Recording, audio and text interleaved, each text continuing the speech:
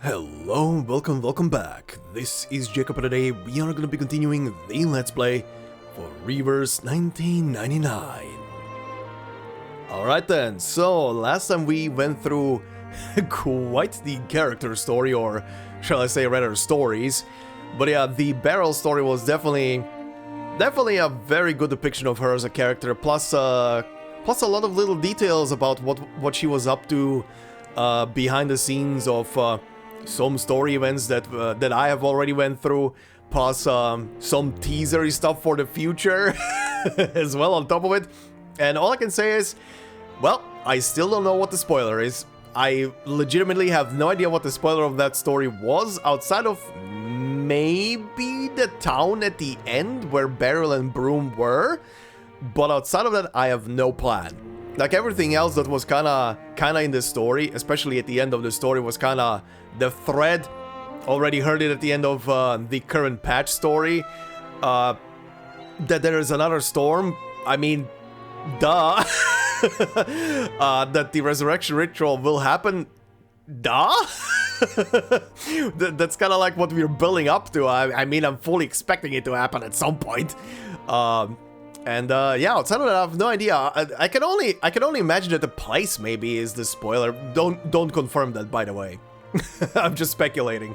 I can only imagine though that the place is a spoiler for something, but I have no idea what. If it's the place itself, that doesn't tell me much. It's kind of like if you would right now tell me your home city, please don't do that. Don't dox yourself. Don't dox yourselves, guys. Yeah, if one of you would tell me, oh yeah, this is my home city, this is the name, I would be like, cool. Good to know. But yeah, I have no context for what the significance of that place is, if that is the spoiler, that is. But outside of that, the Beryl story was definitely interesting. Definitely interesting to go through, see what was happening. The Matilda story, definitely more character growth for Matilda. Much appreciated. And yeah, good god.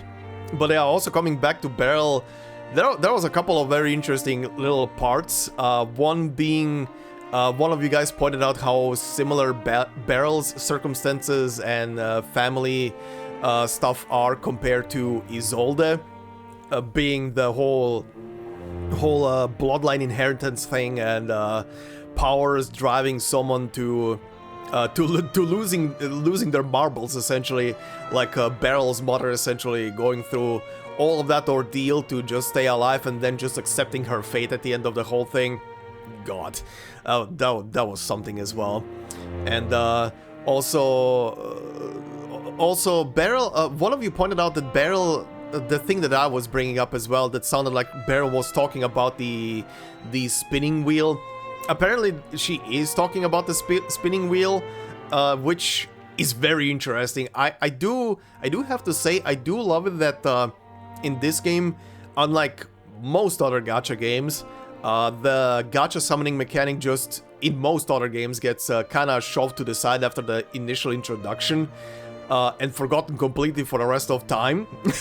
I do like that this game is kind of keeping it relevant from time to time and bringing it back up again, very elusively, and kind of like just like hinting at it that it probably has some kind of significance to everything. Very good. Honestly, very good. I am wondering if that thing is actually gonna play a role into something in the future, as one of you brought up as well, as a reminder that, yeah, Sonetto was the one at the beginning of the game who is like directly summoned through the thing, but also the fact that no one can actually approach the spinning wheel outside of Vertin. Everybody else just falls unconscious because of the surroundings of the thing, which is very interesting that it only lets Vertin get close to itself. Very interesting. There was also that little thing in the previous part in Matilda's anecdote, Jay's garment. I legitimately did not see that garment for Jay, but as one of you brought up, that is more than likely because I didn't see the trailer for patch 3.0. So yeah, I haven't seen the garment for Jay. I did go into, because I do have Jay, I did go into Jay's character just to take a look-see, and he looks very cool. he looks very cool. That's all I gotta say. He looks very cool. But we'll get to patch 3.0 eventually. But one of you brought, or technically several of you brought up something to remind me of, but that was probably because I didn't properly voice my thoughts on the matter correctly. But one of you who brought that up was UCN guy Ian, who said, yes, she can manipulate memory, as shown in the last stage of Showdown in Chinatown, and maybe in the first stage of the main story, chapter 3, which may be the first hint about Matilda's memory being manipulated by her mother. And as I saw in the reply to your comment, that was back then about Matilda trying to bring up something about her grandfather. I can't remember what it was exactly, what she was trying to bring up about her grandfather. I think she was trying to say something that her grandfather told her at some point or something. Or a song? I can't... poem? Something, I can't remember. But I remember her bringing up her grandfather and... yeah, she not being able to properly remember the guy. But the reason why I wanted to discuss this was probably... this is probably down to me because I think I didn't properly voice my thoughts about the memory stuff, memory manipulation stuff last time. I remember Scott. I didn't forget about Scott and Scott's memory being manipulated to steal those 5 items from the Foundation. That part I do remember. But the thing that got me in the last episode and why I reacted so much to the memory manipulation thing was because Beryl did it to her own daughter. Like, I'm not saying that the Scott thing is whatever or, you know, good thing, bad thing, yada yada. It's definitely a bad thing, in all things considered, but, you know, Scott is someone who Beryl has no family ties with. She's not part of the family or even friends with Beryl. She's an unknown. Beryl picked her up because she was probably the most convenient thing that she saw, or the convenient person that she saw who could do this for her. But Matilda is her child, so being kind of pulled back and kind of shocked by the whole thing of wow, she did this to Matilda. That is kind of like, ugh. That's what got me about the whole scene, and I probably didn't voice it properly in that moment, but so apologies. But yeah, that really got me. But on the other hand, I'm also thinking to myself, like, maybe there was a point in doing it. I think I said it in the previous episode, maybe the whole memory manipulation thing of Matilda was there to either A, save Matilda's ass so Arcana doesn't see her as a threat, or B, it was kind of like a smokescreen to not make Matilda noticed by Arcana in her perception and maybe prepare for something in the future. Maybe it was a necessary thing to do so that Matilda can either A, grow up to do something specific in her life, or that Beryl has foreseen for her, or it has some other purpose. Who knows? Maybe it was just a spur of the moment to save her life at the end of the day. Who knows? Because someone else knowing about the meeting would have definitely been probably seen as a thorn in the whole thing. Maybe speculating, of course. But yeah, very, very interesting, and definitely sends a shiver down your spine when you think about it. But yeah, UCN guy, thank you very much for the comment. But yeah, Beryl is definitely... What would be a good term to describe her? I think a good D&D term to describe Beryl would be chaotic neutral. Like, she is neither good nor evil, but because of her pretty much precognition, she's just surfing along on the thread until she needs to jump to another one, to another line and go back and forth. Very interesting character. I do wonder how her life is gonna now proceed now that she can't clearly see the future and everything. anymore. But we'll see. We'll see. But anyway, time for Brume.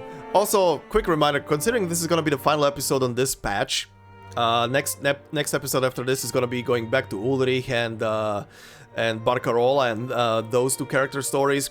Considering this is the final episode, number one, obviously pulls for Brume are gonna happen at the end of today's episode, and also gonna be watching the trailers for this patch, just to see what they packed in those. I am interested to see what they did with them and how, especially how the two character trailers look and what extra little stuff they put in there. All right. Anyway, an unheated gem. When even the most dazzling brilliance begins to fade, you who set forth once more will find the story meant for you. Oh, okay, they are hitting home with these, huh? What the shit is this? I'm guessing these are extra battle stages or minigame stages? Uh-huh. Okay. Pyromancer. The Pyromancer? Uh-huh. Let's see.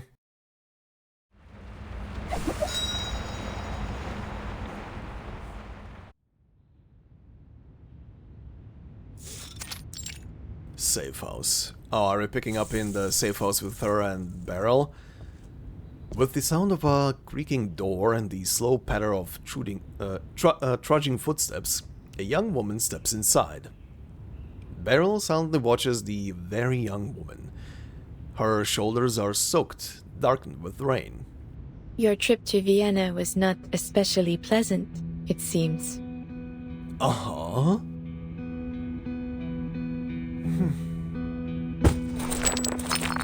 She doesn't answer. Instead, she pulls out a heavy pouch and empties it onto the table. Crystals and gemstones scatter out, glittering in the dim light. My mission is complete. Thanks for lending me your teleportation disc. It worked perfectly. Okay, I see. She places the plain-looking disc on the edge of the table, handing it over along with the stones to the diviner. Strictly speaking, they aren't mine. The Foundation only lends them to me as part of our arrangement. Much like this house. Their safe house is one of few places shielded from the storm, and the dark disc is capable of long-distance teleportation. The young gem hunter's journal is now inseparable from the Foundation's assets. Wait, did it say journal or journey? Did I misread that? A journey, pardon. Keep it. You will still have need of it. And our next destination is? Her tone is businesslike as usual and devoid of any expectation. Adele. What did you see there? Bam, this one has a lot of voiced bits already at the beginning. That must be an easy question for you, of all people, to answer. Only the usual things one sees in the world before the storm. You look disheartened. Is it because you finally realized just how usual those things really are? Okay, considering the Vienna trip and everything, is this before the storm in Vienna now? Like this part of the story, I believe? Madame Boinish. I'm going to rest. Being a gem hunter hasn't been quite as she expected. For all she has gained, she feels even more conflicted. She pockets the disc, ending the conversation abruptly, leaving the glittering gems behind. Okay. In the quiet of her room, she closes her eyes and recalls all that happened in Vienna. Okay, time for some flashbacks from here. My god, in how many of these stories have we flashed back to Vienna? We keep coming back to this place a lot. A well-dressed man, huh? Is this your... Right. Yes, sir, ma'am. This is my car. Please get in. Most nobles here still travel by carriage. Four-wheeled automatons like hers remain a rare fascination.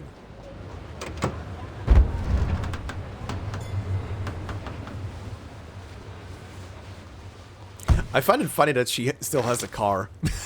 I really find it funny that she, after all of this, she still has her own car. That's kind of very sweet. The man and his wife step inside, and the young driver politely adjusts the lady's dress. The three of them sit, sealed away from the outside world. Mr. Mueller had told us these exchanges were always in a different place, but I had no idea we would be in a car. Nor did I expect the buyer to be a young lady like you. Her tone carries no hostility, only confusion. You may call me Brume. Mrs. Mueller referred you to me, none? Oh god, there's gonna be some French jargon in here. She brought me a jeweled necklace last week. I gave her a fair price, one that matched its worth. Conducting business in a car makes things easier for busy clients like yourselves. Regardless of whether our deal succeeds, I can still take you to the afternoon opera free of charge. The woman holds a flyer in her hand. Her attire bears theatrical embellishments. A peacock green plume glints from her hat. Okay. Just so Mrs. Mueller's never been cheated, my dear, show her the necklace. The lady retrieves the necklace from her purse and cradles it in her palm.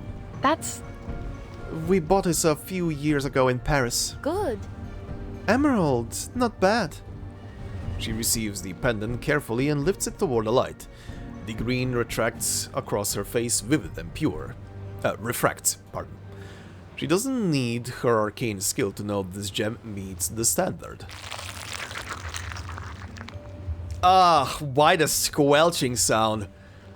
But a small dragon pokes its head out from behind her collar and crawls into position. Time to test if... Le feu est purifié. Yep. Time to test if it's real. And minigame. Moves left, okay. The crystalline lattice of a natural gem can never be replicated. A counterfeit holds neither pure color nor true brilliance. A gem is genuine if its brilliances of the same color can merge seamlessly. Uh-huh. Tap on a brilliance to attempt to adjust its position. Oh, is it just Okay, I see. When three or more brilliances of the same color become adjacent, they merge into one pristine brilliance. Okay. Yeah, into a bigger gem. But it's still not good enough. Pristine brilliance is not limited to any specific color, and when three or more pristine brilliances merge, they become one perfect brilliance. Whenever you move a brilliance, new brilliances appear. Some of them might merge automatically in the process. Ah, okay. You enjoy seeing brilliances merge too, don't you, Fufu? Delighted roar. Fufu's abilities help authenticate gemstones, but they consume energy. Fufu's ability 1, change all brilliances in an area to random colors. Ability 2, swap the position of two selected brilliances. Okay, good. Uh-huh. I see. There we go. Yes, just like that. Perfect brilliances are sure to be found in a genuine gemstone. Okay.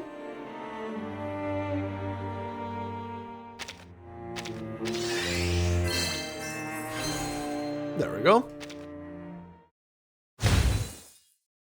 Okay. Burst. Flame flares, wrapping the many-faceted emerald. As it fades, the little dragon lets out a tiny burp. Okay, thanks.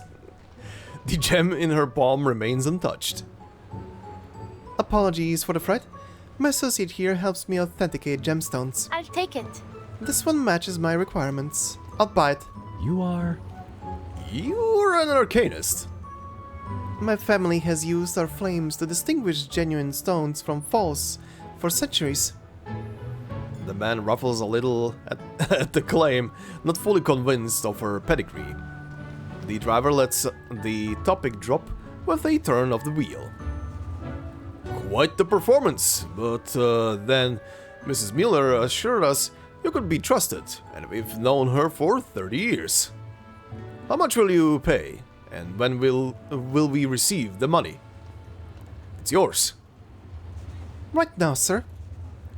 That's the convenience of operating out of my car.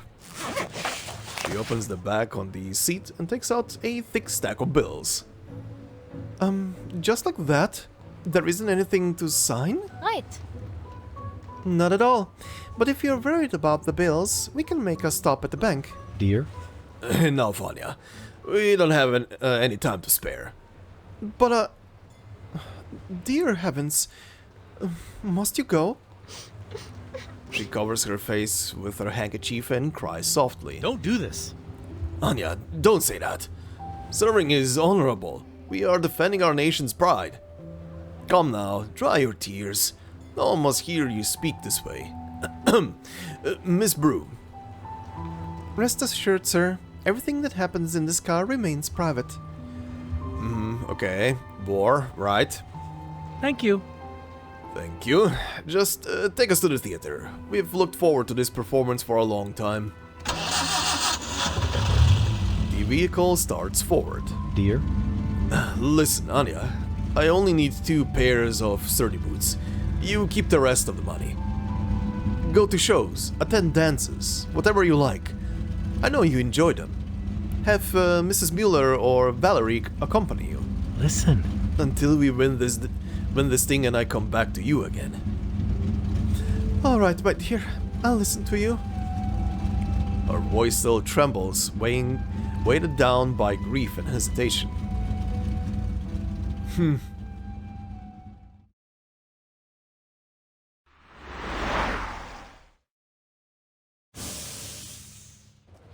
Sound effects.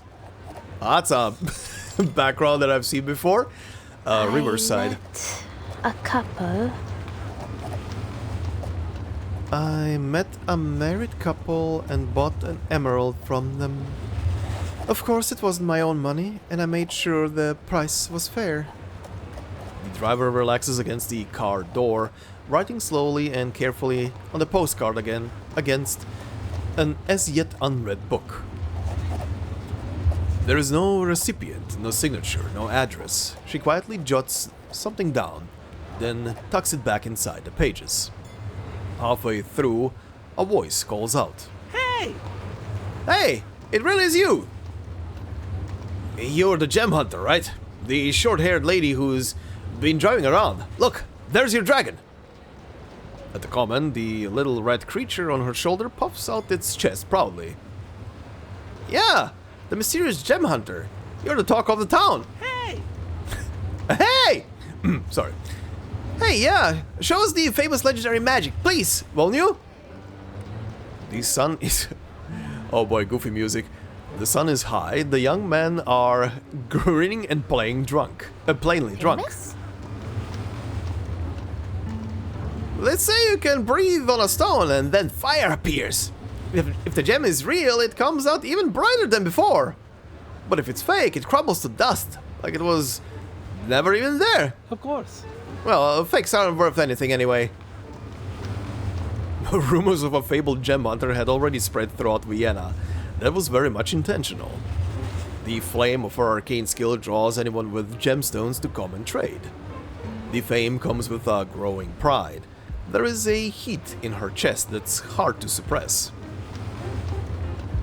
You're right, though I'm not breathing any flames. That's Fufu's job. She strokes the dragon on her shoulder. It flutters its wings with pride. I can make a real gem more valuable, but I do pay what it's worth. And what if the gem turns out to be fake? I don't charge for that. Appraisal is free. Good, good. You're a kind person. Someone who brought a fake gem has nothing left anyway. Look at this one, please. I spent everything I had on it. It was supposed to be for an engagement ring, but things didn't work out. Hey! What? You mean you're just selling it? Friend. Friend, if there's any purpose to wealth, it's in what you use it for. Now I'm going to use mine to buy some paintings. Maybe publish a book. You spent all your money on this? She looks at the stone. Its color and luster say everything already. Well, let your little dragon put my gem to the test. I think perhaps you should keep it after all. Let it be a fond memory. You're not going to burn it? You really are a kind person. I think right now you'd prefer I were a swindler. You're no swindler. I'm just a fool. I spent everything I ever had on a fake gem. No love, no paintings, and a book that will never be published. Huh, funny. So he knew that he spent money on a fake. Okay, he just wanted to burn the memories, huh? Hey, pull yourself together. The young man grips the gem, runs to the railing, and leaps. Don't! What the shit? Oh, did he jump into the river? She rushes to the railing, the Danube flows below. He resurfaces, laughing as he's pulled along with the current. Good old Vienna! Through you, I finally understand the meaning of gemstone. Of a gemstone. I'm just happy to be alive! Though I can't say the same for the rat that stole my money. The meaning of a gemstone? The young man continues his bizarre scene for a while longer before eventually swimming ashore. He stands dripping, the fake stone now gone from his hand, tumbles unseen through the water. I hope he's alright. His friend goes to meet him on shore. The two of them sing as they stagger away. The gem hunter leans against the railing, looking down at the glinting river.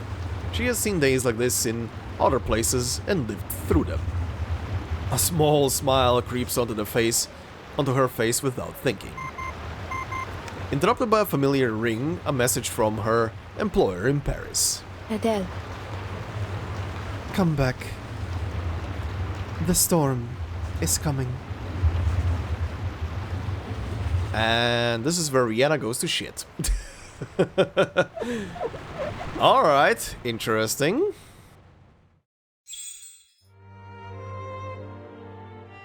Oh god, the second one is called Playing God? Uh-huh. Why are we calling this one Playing God?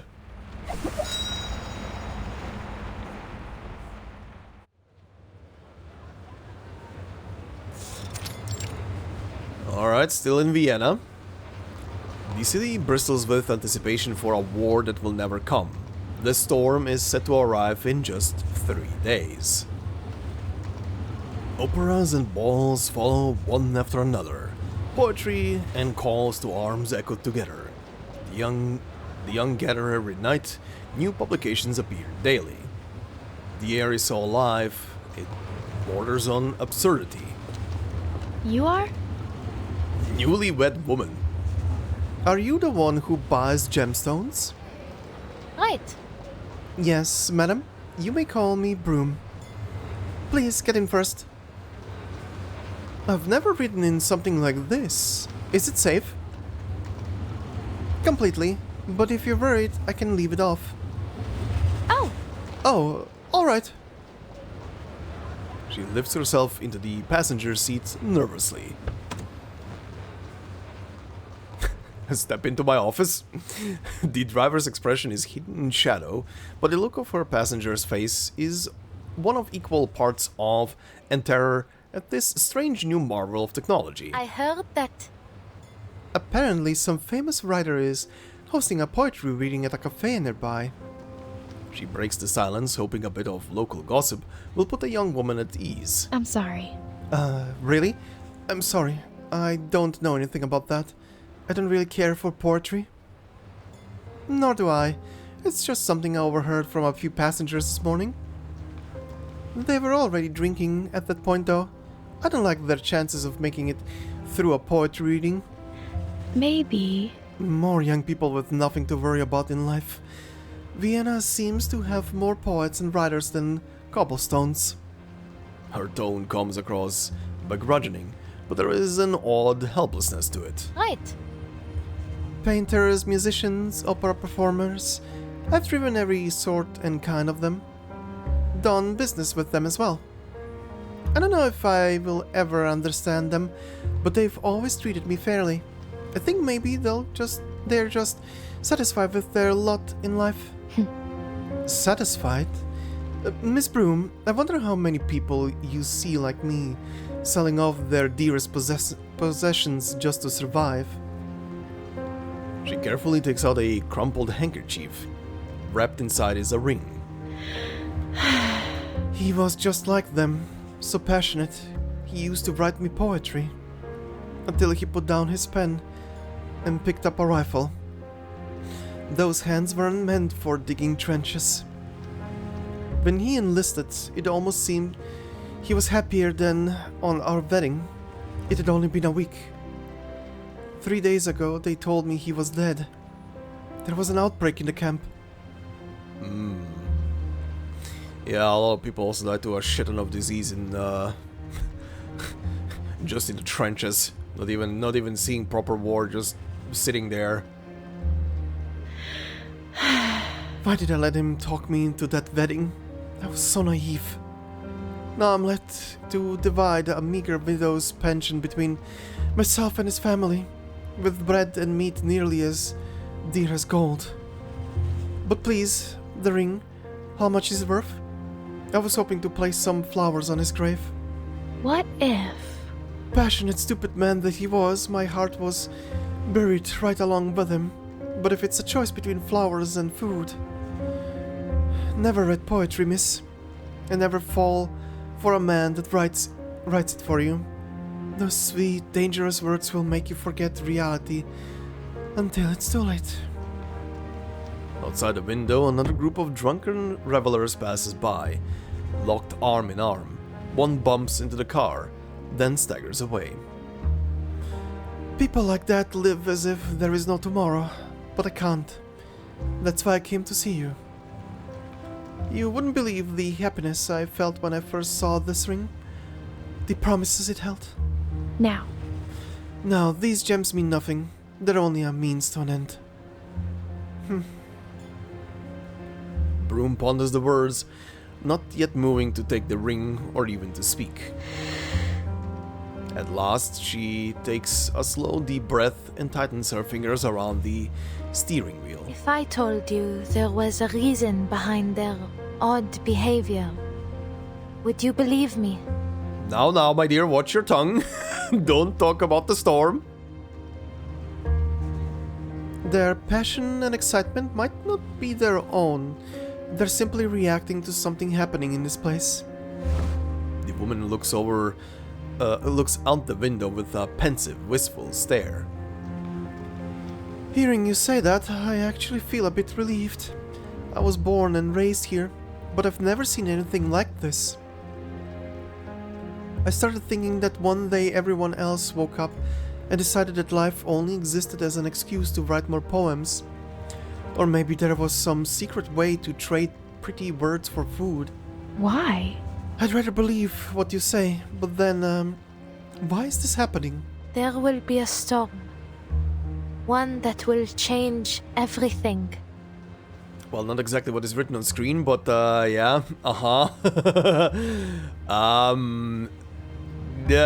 right, you should not be talking about that. The square, the fountain, the opera house, the cafes. Everything familiar to you will be washed away.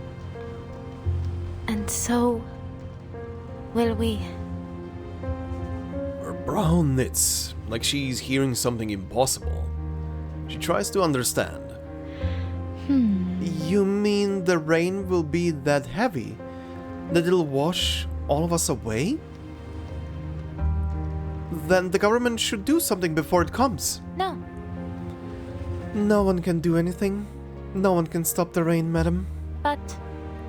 But I have a way to leave before it arrives. If you want to live, I could help you get away from here. The driver rests her hand on the wheel, her expression grim, her voice dry. Leave Vienna and go where? Just packing up and saying goodbye to my neighbors would take me half a day. None of that matters. The only thing I can offer is a way to stay alive. After the storm, there will be nothing left of the city. Literally nothing. There is no need for farewells.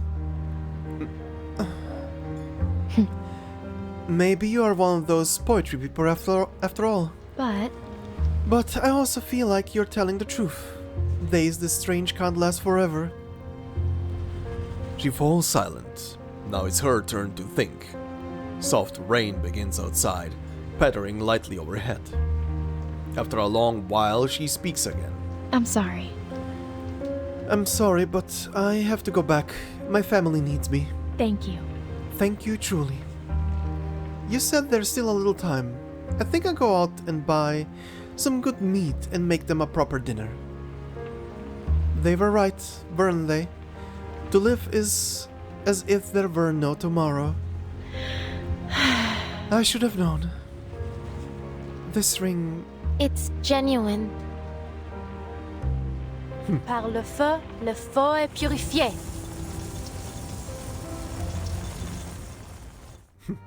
And minigame.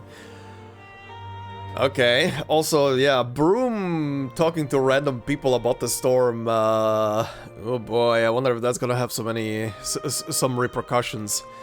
Anyway, some gems have a light band area where brilliance automatically moves one tile downward at the end of the turn. Ah, okay. Okay, interesting.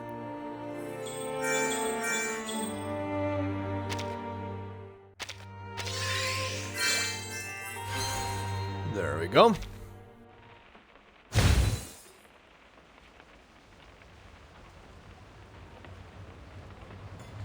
Her small dragon flicks out a burst of flame, wrapping the red gemstone in the woman's palm. When the flame fades, the gemstone remains untouched. She closes her hands around the handkerchief, holding the ring tightly. At least... He didn't trick me. I knew he wouldn't. Even if I'm going to die tomorrow, I die a little happier knowing for sure. Thank you. Thank you. I'm glad you don't have to stay here. Goodbye. Goodbye, Brume. The door opens, the passenger steps out into the rain, shrouded in mist. Aw, that was a sweet one.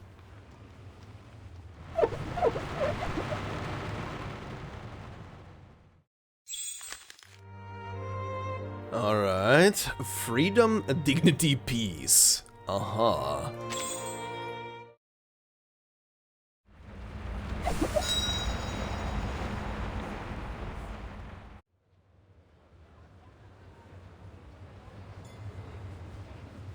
Funny. Is this whole thing gonna take place in Vienna? Let's see. The car falls silent until a faint voice stirs. Oh god, here she comes. What are you hoping to accomplish, Adele? The voice is in my head! Playing savior yet again. How amusing. Another soul living inside Brume's body, too weak to stay at the surface for long.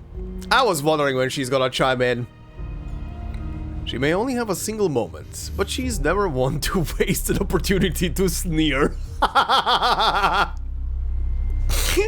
Felician is such a character, Jesus. I know that I can't save everyone. I'm not trying to. But I can't let someone die without trying. None? Oh, please. Please, ma chère. You've neither the grace nor skill to disguise your intentions. I've been silent, not dead. Do you really want to pretend you haven't been enjoying yourself here?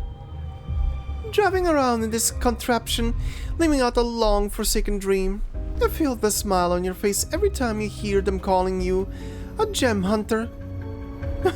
Life is good here, I dare say, superior to your pitiful life in Paris. You're happy, none, sickeningly satisfied. You'd keep living like this forever if you could. She knows her so well. Her brow tightens, and she lowers her face in a dark grimace. I don't think this place is at all superior to Paris. No, don't deny it. Nowhere else could ever compare to your precious Paris. But the storm is coming, and this place will be destroyed all the same. Freedom never lasts long, does it? Look at all those postcards you wrote. You were as drunk on that freedom as any of those sappy poets and Loverlorn? Loverlorn, that's a word. lovelorn soldiers. But to soothe your conscience, you throw caution to the wind for the sake of some stranger with a sob story. Just because you couldn't do the same in Paris. Adele, chérie, don't you feel the slightest bit of shame to pretend as if one life might cover your sins? Alors, the storm will come, yes, but as long as it's not today, you're quite satisfied to revel in its shadow. Felicienne, you're being too loud. I wasn't thinking about all of that, I only... You idiot! The soul's voice spikes. Paris wasn't enough to teach you. Use your head, Adele. Even as the storm washed away all of Paris, the entire world, your life was never truly in danger. Yet now, you're content to live as that woman's lackey, you weak-willed thing you. Tell me, how are you any different from those oblivious fools strutting about here? Admit it. In your heart, you are relieved it was Celia who died in Paris. Enough! Damn. Damn, Felicienne, please, don't go there. Jesus Christ. No filter. The driver's face freezes like ice over still water, her voice booming in the empty car. Uh-huh. Is she silencing her? The soul sputters weakly, having expended most of her energy. None.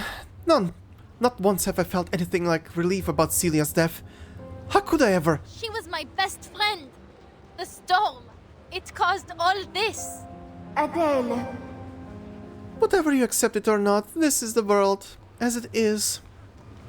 The soul's voice drops low, dripping with condensation.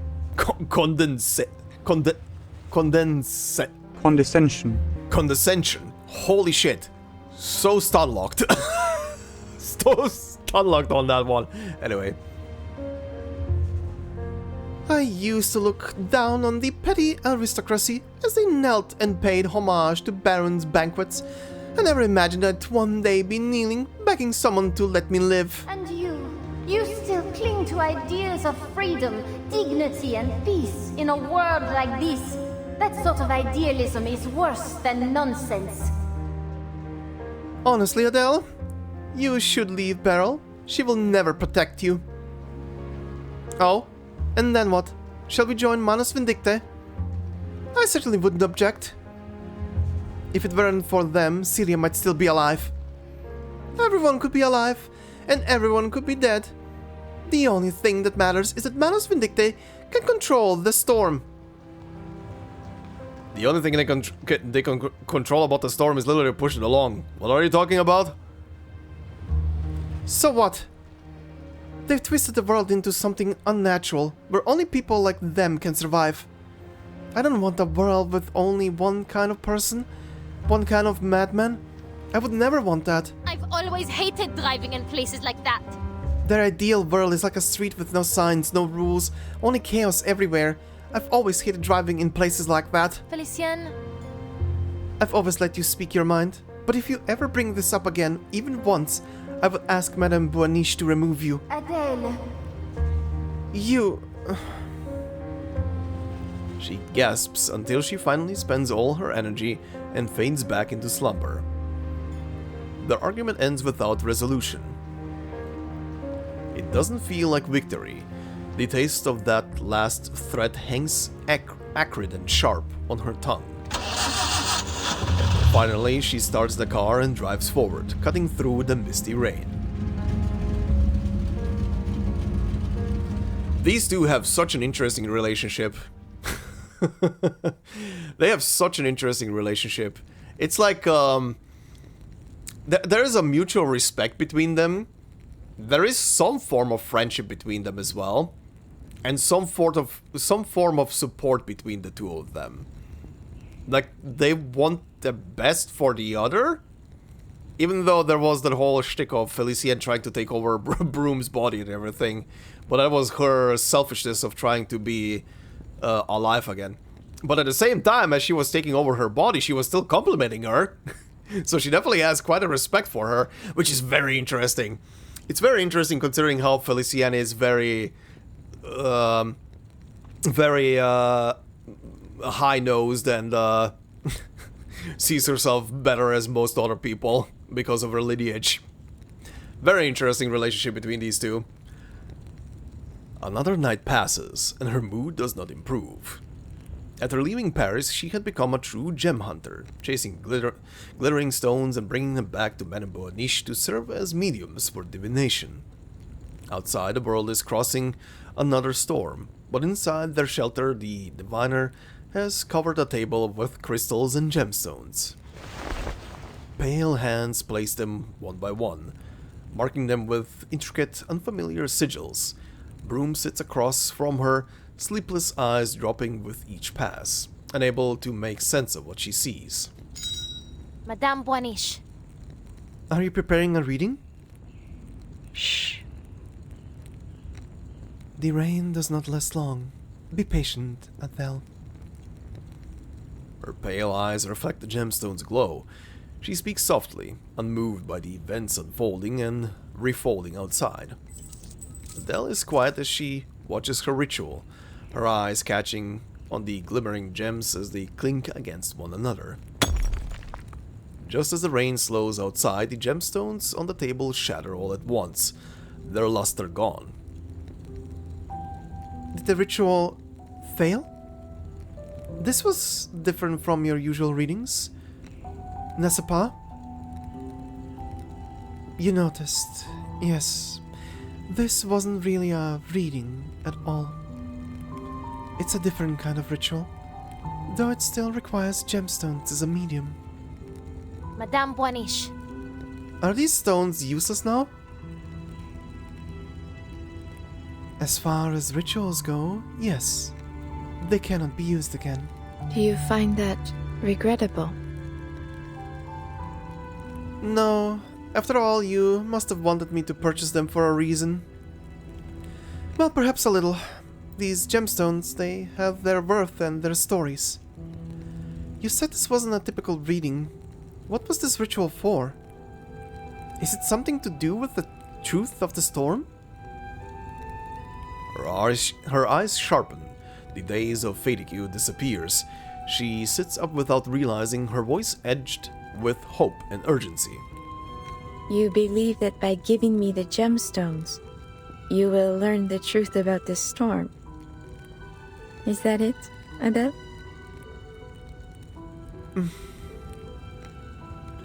Judging from your tone, it won't be that simple. Your time in Vienna has made you more eager. That is a good sign. A good sign? Maybe. Felicien nearly tore me apart over it. The soul is silent. She has sunk into deep sleep. No one in Vienna knows anything about the Tavernier.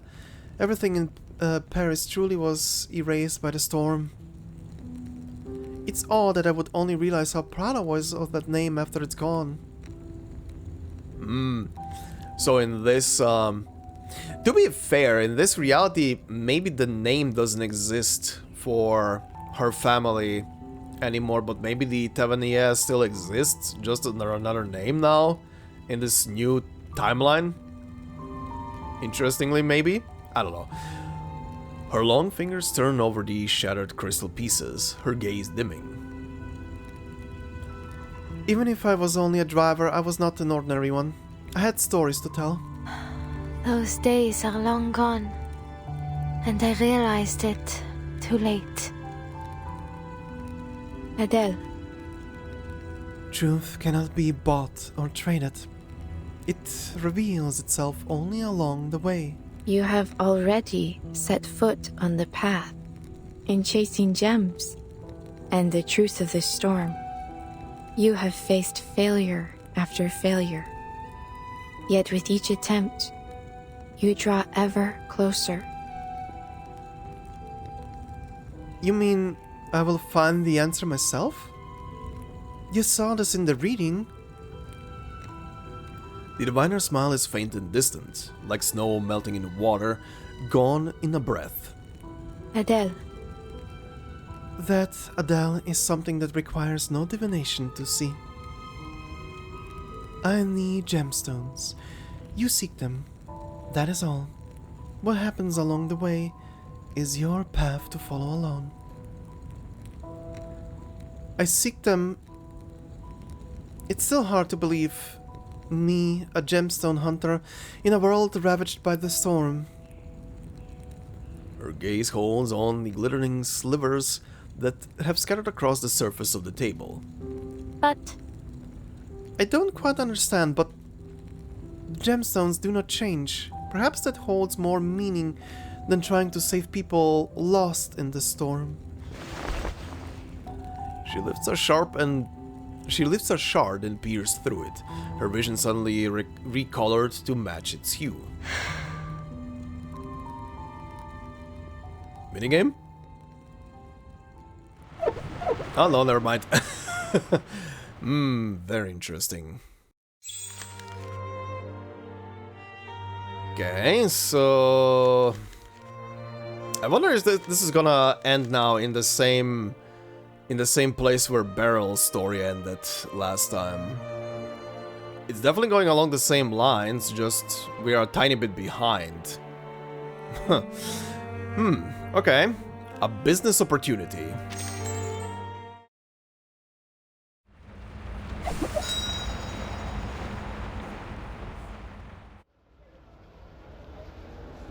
Oh, deli? Jura Street Deli. Okay. A busy street dedicated to the buying and selling of precious gems. A panoply of merchants and customers of every complexion and style mingled together. Sunglasses lift the lower again and again. Lift and lower again and again, just to catch the gemstones shine more clearly. The sun leaves skin sticky with heat. The clarity is excellent. She places the stone back into the tray, neither offering a price nor revealing any particular emotion. Will you be taking it then? This is the best batch of rose we've had in some time, shipped straight from the Padar mines. Here's the case. There's not much left here, there. Ask around. You'll see everyone is running low on stock. But the customers keep coming. merci. Thank you, sir, but this is not what I'm looking for. Tell me what it is that you're looking for. I will ask around. Kashmir sapphire. The practiced glinting smile suddenly dulls. I don't suppose you just heard a rumor and rushed over, huh? I'm afraid you'll leave empty-handed.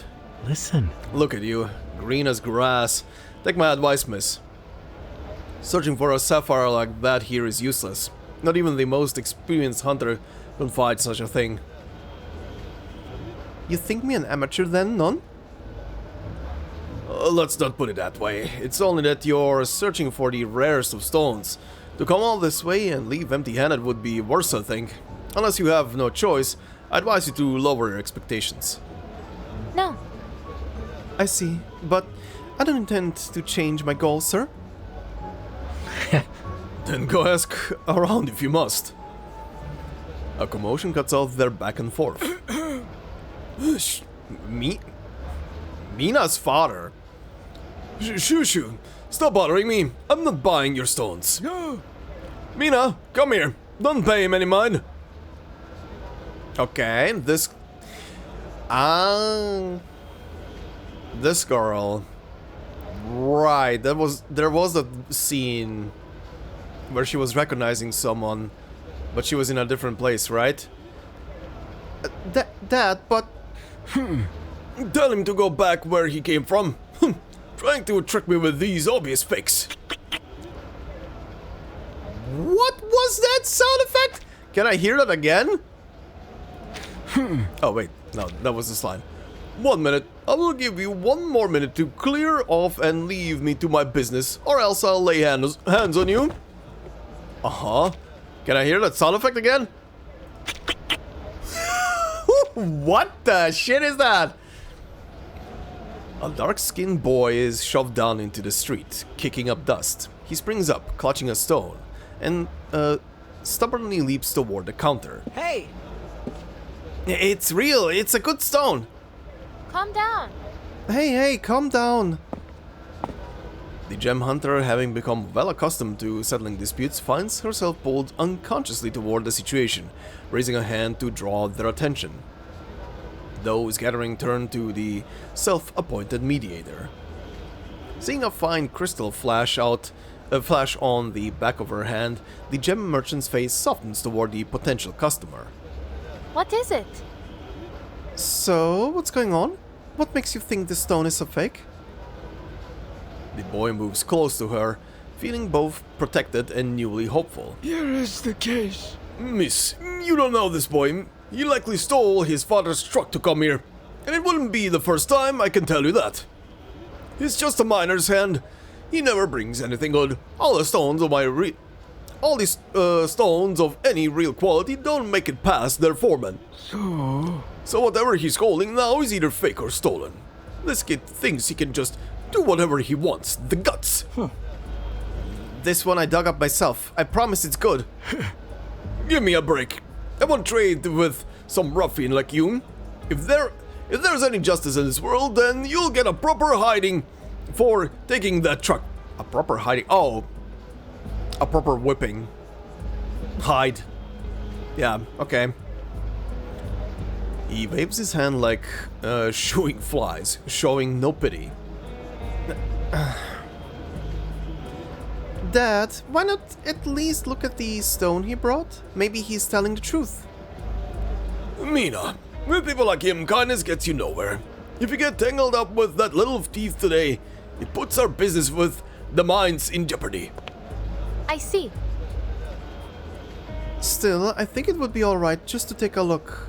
Non ce pas? Small, rough hands place a simply cut, unheated stone into her palm. It has real weight to it. Par le feu est purifié. Alright, time for minigame, huh? Is it? Yep. Yep. Some gems have a light diffraction area where brilliance is automatically moved sidewards at the end of the turn. Okay, similar to the other one, just sidewards. To which side specifically? Huh? Ah, interesting. So like converging. Okay, I see.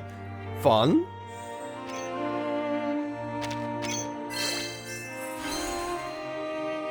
Okay then. No more words needed. The red dragon on her shoulder lifts its head. Flame erupts, briefly flashing across her eyes. The gem merchant watches the fire with widening eyes. That's that. It's real. Though it's not particularly high quality. Not clean. It has a violet cast.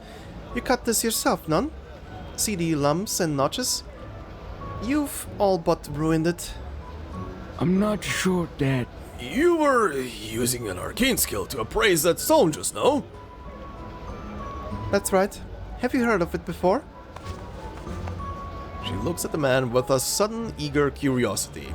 The little dragon stretches its neck out as if to join her. You Are you a chevalier? Chevalier? The famed French gem hunting family. That arcane skill of yours, it's unmistakable. Ah, so I was correct. The family still exists, it's just a different name, huh?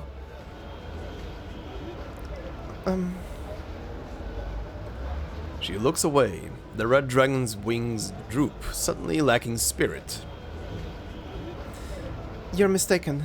The techniques only look similar. She places the stone back into the boy's hand. Her expression dims with disappointment. What's your name? Patel. Alright, Patel. Name your price. Huh? The stone. How much do you want for it? He gives a number. Hesitant but steady. Deal. Fair price? I'll take it. Even so, Miss, there's no need to show charity to a no-good ruffian like him. Even if the stone is real, you don't know where it came from. If it's a gem you're after, I will be able to find it, I assure you. Is that so? Can you? I'm looking for a Kashmir sapphire. Miss, are you sure? I'll be honest, most of the mines around here don't produce sapphires anymore. no. The few that are circulating around openly are invariably fakes. But Then again, I see you can appraise them for yourself. That's your advantage. At least you won't be cheated. The gem hunter shows no reaction to the merchant's flattery. So these genuine sapphires aren't in open circulation, but they can still be found somewhere, non ce pas? As perceptive as your little dragon, it seems. The old sapphire mines are near the border. The same area this brat slinked out from. He nods towards Patel, still clutching his jagged stone with pride. here is the case. It's not safe out there. You'll pass through dense rainforest. Places where all manner of smugglers and criminals gather. And the miners themselves aren't the friendliest either. But other gem hunters have gone to visit these mines before, none? Yes. Well, yes. But I had teams and backers behind them. You came alone, it seems. Aside from your pet. Not much is true. Then I beg you, please, stay here where it's safe. Have contacts in the mines. If you want to work together. From what you just said, the sapphire mines are nearly exhausted, and the hunters are waiting at the gate. If I stay here, I'll never have a chance. You want someone who can appraise stones? Fine. After all, you gave me useful information. The merchant's expression hardens.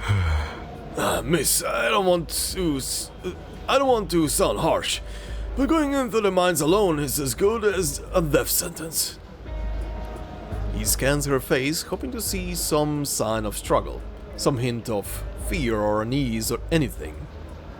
But her expression is calm, almost serene. I'm simply thinking of your safety. If you stay here with enough time and money, and your appraisal abilities... I don't have that much time. Kid, come here. The boy, really a young man, approaches, and Brume meets his eyes. Is this the first gem you've sold? Yes. I would be honored. Then I'm honored. I'll pay you your price, and something extra for the effort. But you must take me to your mine. Okay. Very, very interesting. So, I'm gonna guess we're gonna be following with this one. Yeah, so far we really are just following along with how Beryl's story went. I really have a sneaking suspicion this is gonna end on the same part where we stopped with Beryl. Huh. Okay. Against the inevitable.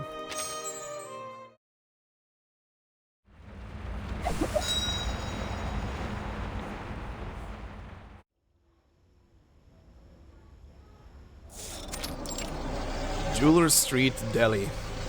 As the sun sets, the eager crowd that once filled the street begin to shrink away into the night. You got some guts driving into Delhi alone.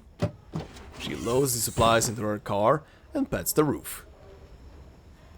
I'll take my own car. When we set out tomorrow, you lead. Got it.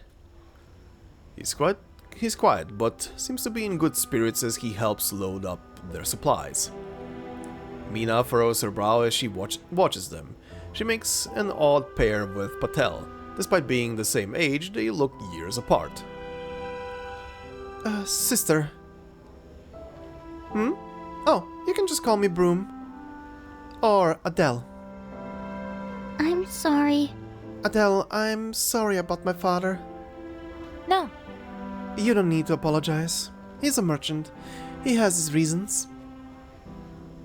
But he wasn't like this before. It wasn't so long ago that he'd go visit the mines himself. He's become so harsh lately. And the people in the mines weren't always like this either. They didn't always treat Patel this way.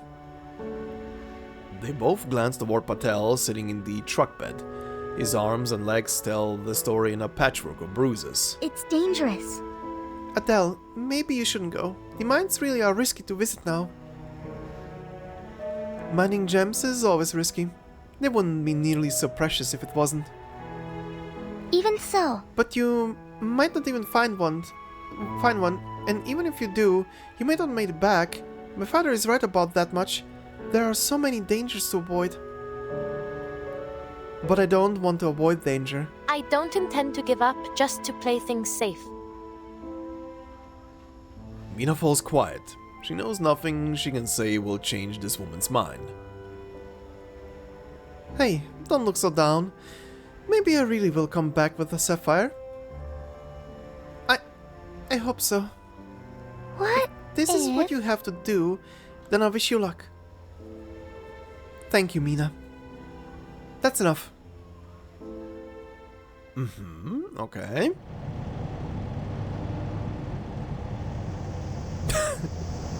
Suddenly, Australia. A mining area. That is a funny background to use right now, I'm not gonna lie. Okay. The heat is always heaviest just before the rain arrives, made worse by the stagnant air near the mine entrance. The sluggish humid air blurs the line between swimming and walking.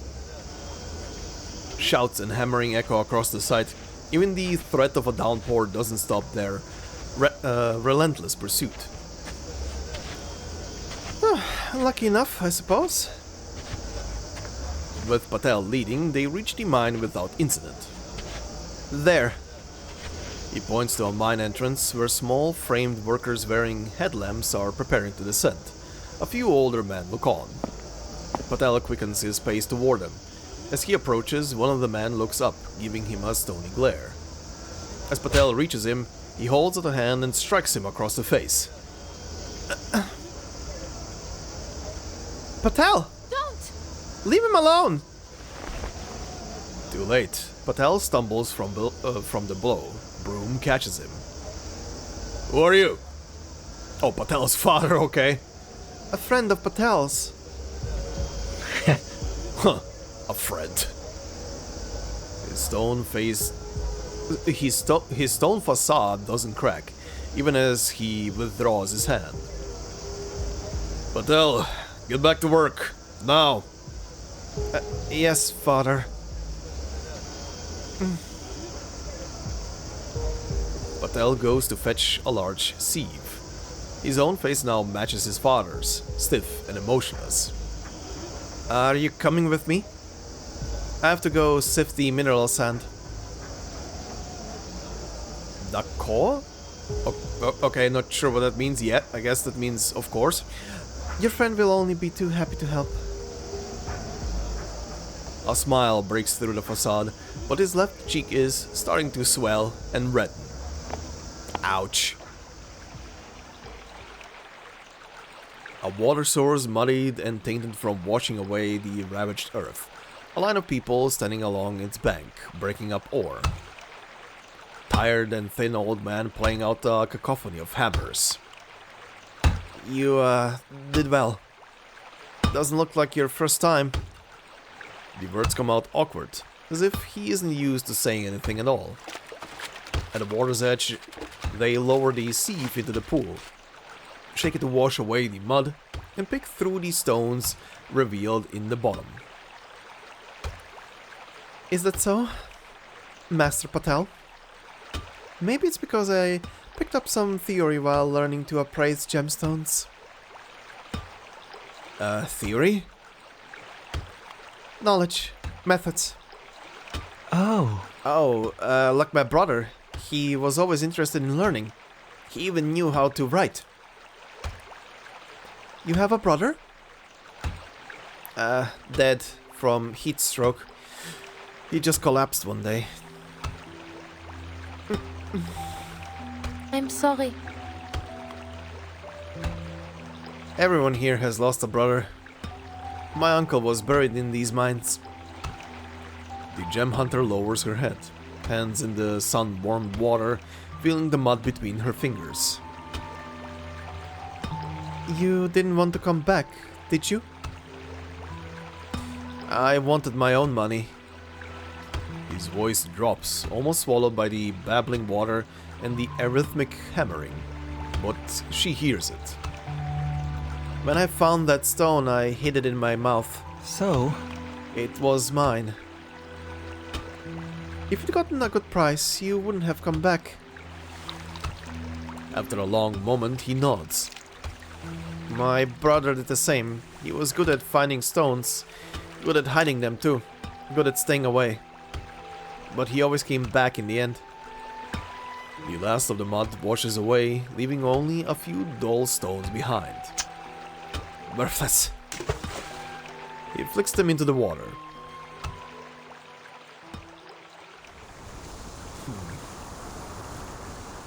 Oh boy, what a life. Mine work is something else, even in this day and age. The workday passes quickly. Sunset falls, a cool night wind rises. They didn't come away empty-handed, but the effort far outweighs the gain. A fire crackles, clothes still damp. The gem hunter eats a little of the food she brought. They will sleep on the ground tonight. Adele? You're as filthy as a peasant. The familiar voice rings out. Oh boy, here we go again. It's not so bad. I've looked worse, Felician. This is part of the job. But I am not like you at all, peasant. I swear this woman. You do realize that I am part of you now? Why must I be forced to wallow in mud like some barnyard creature? I expect you to revel in all of this, but have a heart. Felician, I am not wallowing in mud, and you're being loud enough to give me a headache. Here, let me wipe you off. She wipes the muck from the crystal, suppressing an eye roll.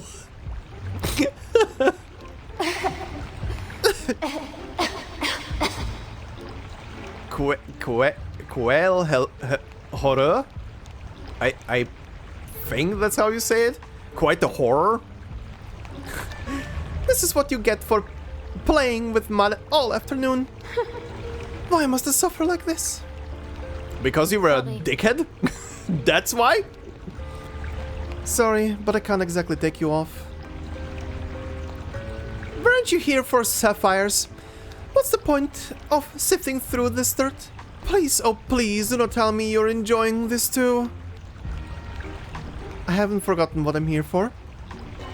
Patel will bring word. If a sapphire turns up, I'll be the first one here to negotiate. So you're pretending to befriend the boy, to exploit his skills. Adele, I'm impressed. Perhaps I'm beginning to have some influence on you. If misunderstanding my intentions makes you feel better, then go ahead, Felician. After all, being trapped inside the crystal seems rather miserable. I love these two. These two have amazing banter. Just mocking each other. Please, You're just like everyone else, Adele. Always refusing to admit your own selfishness. She snickers darkly. I'm not as selfish as you make me out to be. I have a goal. I'll get the sapphire. The Tavernier curse prevails. We always find our treasure. She speaks softly, eyes lifted to the deep blue night. The Tavernier always find their gemstones, huh?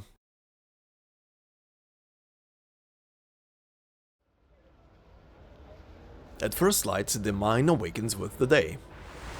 A rough hose feeds water into the mine shaft to ease the pressure inside. Patel straps on his headlamp, ready to descend. Do be careful. If anything goes wrong, shake your light.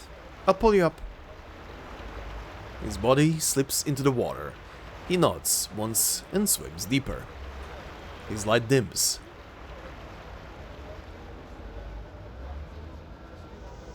By noon, Patel has surfaced only to bring up tray after tray of heavy mineral sand. His hands are wrinkled and pale from the water. You need to take a break. I'm fine. Just one more. His wet hands lift the sieve high, passing it to Brume at the mouth of the tunnel. I'll be right back. His voice fades, followed by rushing water. You've been down there too long. Oh boy!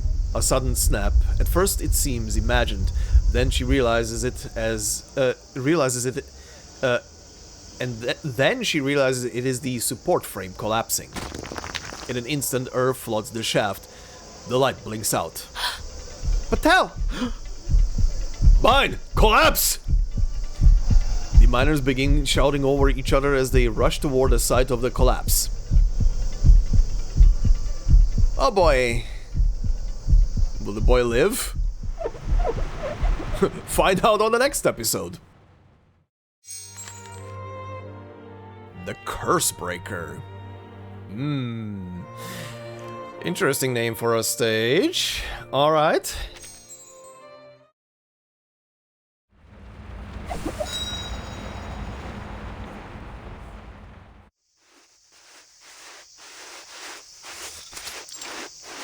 Mining area. Stifling heat.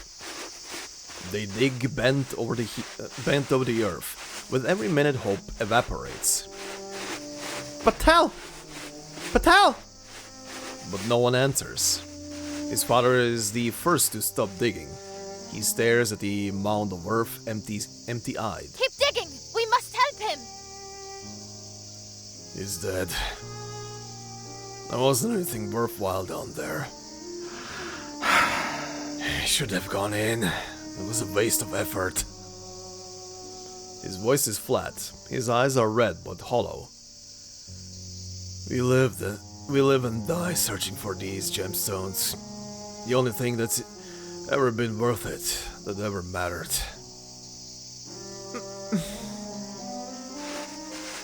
Brume keeps digging, ignoring the old man's dejected words. Sweat runs down her face, falling into the mud.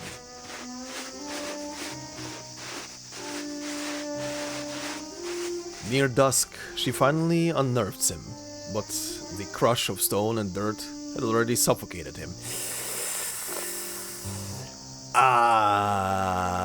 Rip. Patel. The boy's face is grey, eyes closed, his skin cold even in the jungle heat. You saw where your fate led you, didn't you? You tried to escape this fate. But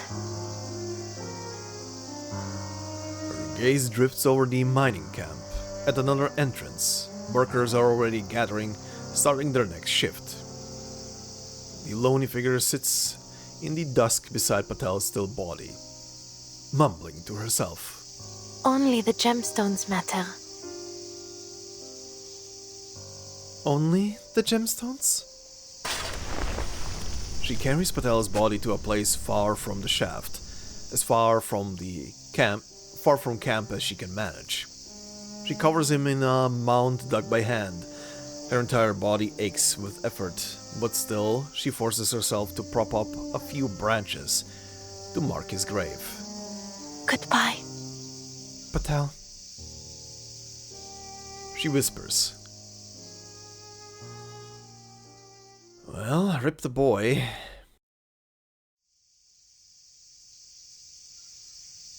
So much reusing of the Australian backgrounds.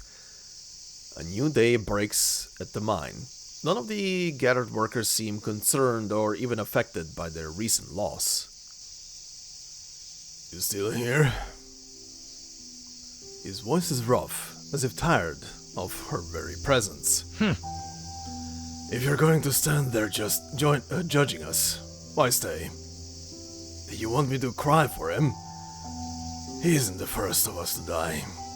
He won't be the last.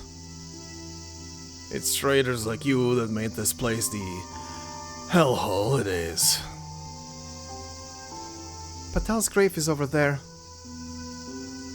She doesn't answer his accusation, only lifts a hand and points. If you want, you could give him a better marker. Something more. It's not worth it. We may need to dig there someday. Jesus Christ. His gaze shifts from the makeshift grave back toward the active shaft, where a thick hose pours water inside. I mean, I get the man. I get what he's saying there, yeah. They might have to, if the merchants and the mine owners tell them, hey, that spot, go and dig there, it won't matter if they have people buried in that spot or not. They'll have to dig up the earth, which is just fucking shit. Anyway. You short on miners, aren't you? Now that Patel is gone. You. I need to find the gemstone. I'm staying to find my gemstone. That's why I'm here. Jesus Christ, Brume.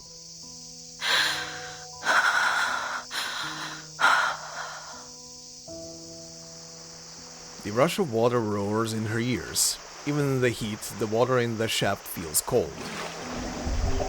She reaches beneath the surface, feeling for the weight of a stone hidden in the sand.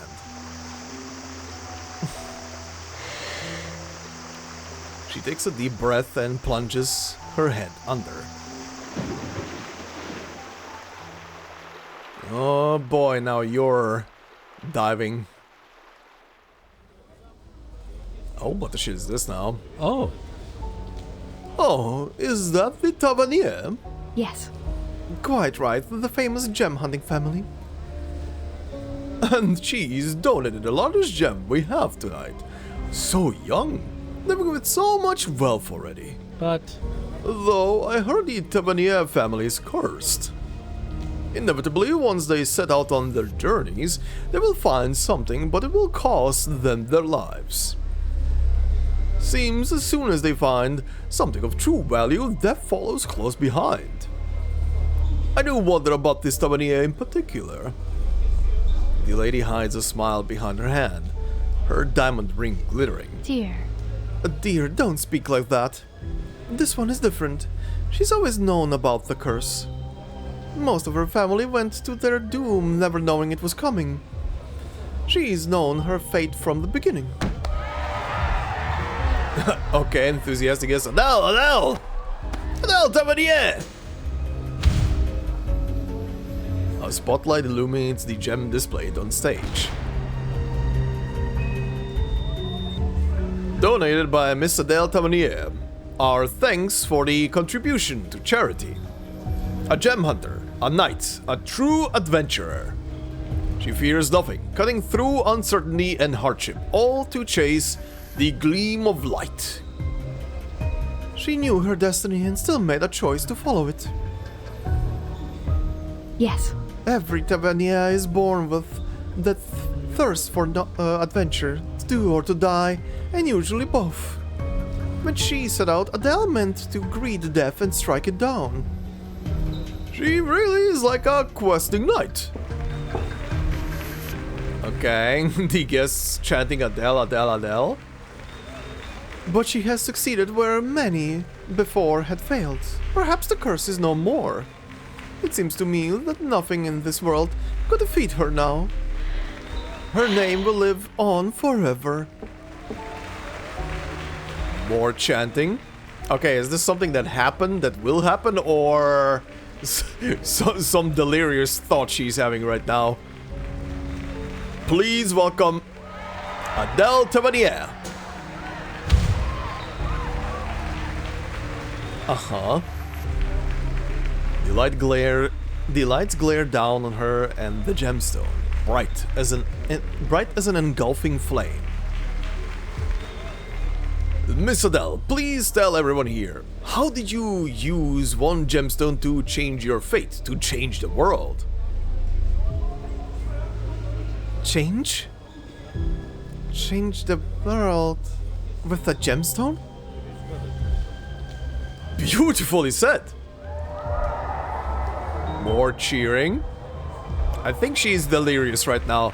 Applause erupts, sudden and overwhelming. Eyes fix on her as though witnessing a miracle. No. Uh-huh. Yeah? My dear, you need to get some air. Underwater, her eyes snap open. In the dark, something glimmers. Her hand closes around the hard stone.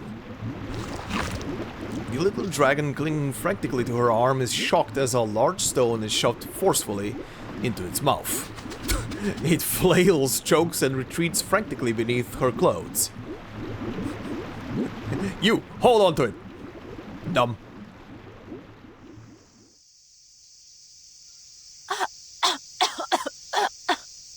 Good God, Adele. I can't keep going like this. The rope tied to her waist begins to haul her up. The gem hunter emerges, dripping, empty-handed.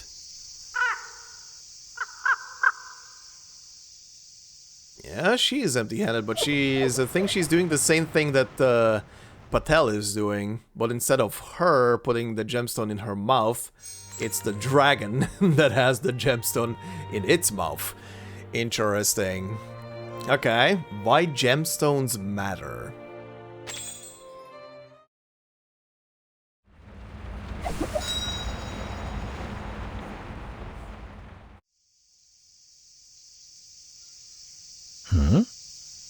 Find anything? His tone is dismissive, but he holds his stare, sharp and unblinking. No, just sand. You can try your luck if you like. Maybe you'll get something. You were right. There's nothing down there worth it. Several pairs of eyes watch her, scanning her for clues. Their eyes glint with something feverish. The gem hunter knows that look well. You found something. Otherwise you wouldn't have come up. I'm afraid you'll be disappointed. Sorry to disappoint, but it's like you said, the mine is a bust. It's cold down there, not worth my time. Or you already found what you were looking for. You don't believe me? She spreads her hands. Do you interrogate all your miners like this? Little wonder it's so miserable here. Search me if you like, but remember, I'm a customer, not a worker. Patel's father watches her for a long time. His expression is like a snake waiting to strike. What are you thinking? How sad. I'm thinking none of you are right in the head, and it's a shame I have to be the one to tell you.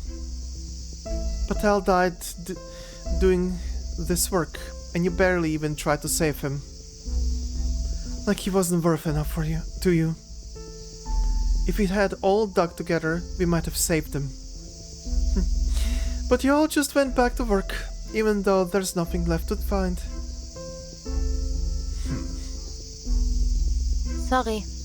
I'm sorry, I've said too much. I don't really understand how things are here. Maybe it's pointless to try. I'm tired. But I'm tired. And I just want to go. He says nothing as she walks toward her car. Are you going to let her just walk away? She's got something. She must have found a sapphire. The accusation hits like a detonator, setting off every frayed nerve around her. The gem hunter is only a few steps from the car. She surges forward and dives inside. Shoot! Damn it, get her! Stand back! He's already scrambling for his gun. The engine roars. His eyes go bloodshot as the car kicks up sand. A burst of dust rises, blotting out the sky. Bang. The trigger is pulled and gunshot crack through the air. Uh-oh. Hit the gas! Felician panicking. The vehicle jolts as a scream fills the cabin. Adele! What are you doing? I think I just got shot in the arm. Imbecile!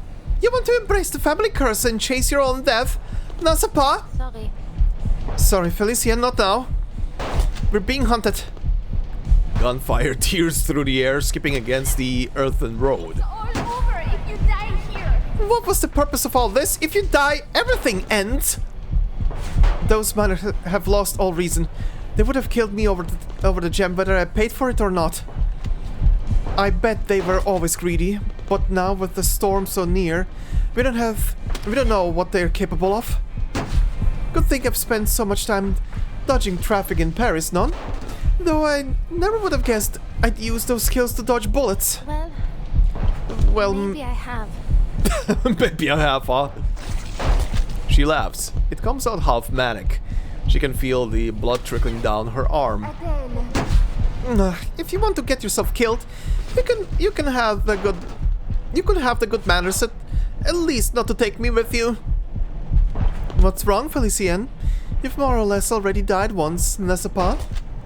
Perhaps my family curse will at least find me today. She jerks the wheel, pulling the car around a sharp blind curve. The gunfire at last fades behind them. But not now. My heart is racing. I won't let it stop. Nice.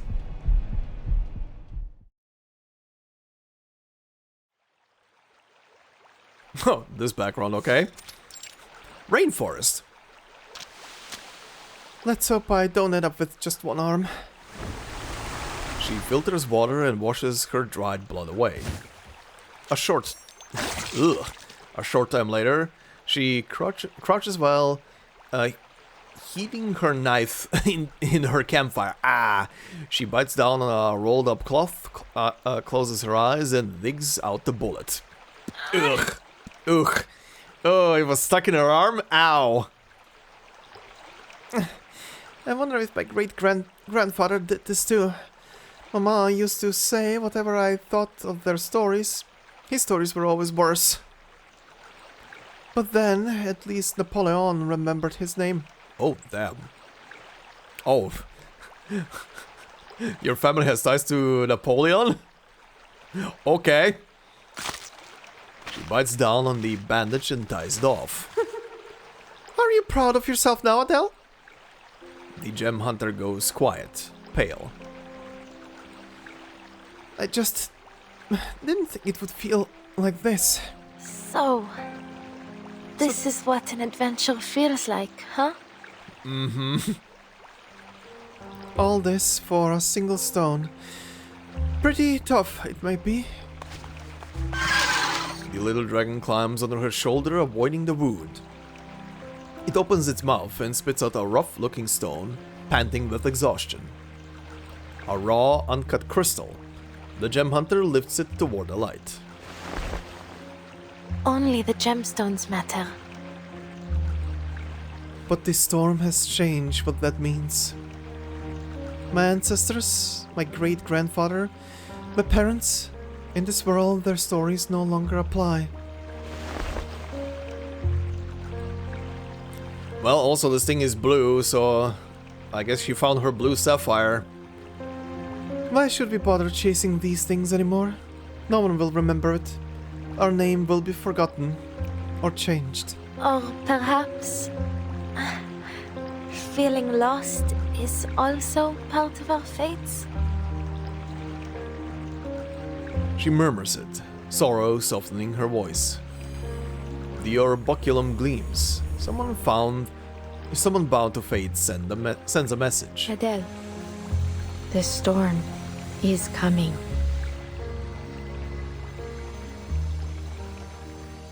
Time to go back to a safe house.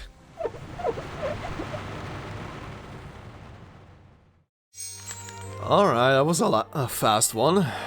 And now for the final one, huh? Another world forsaken.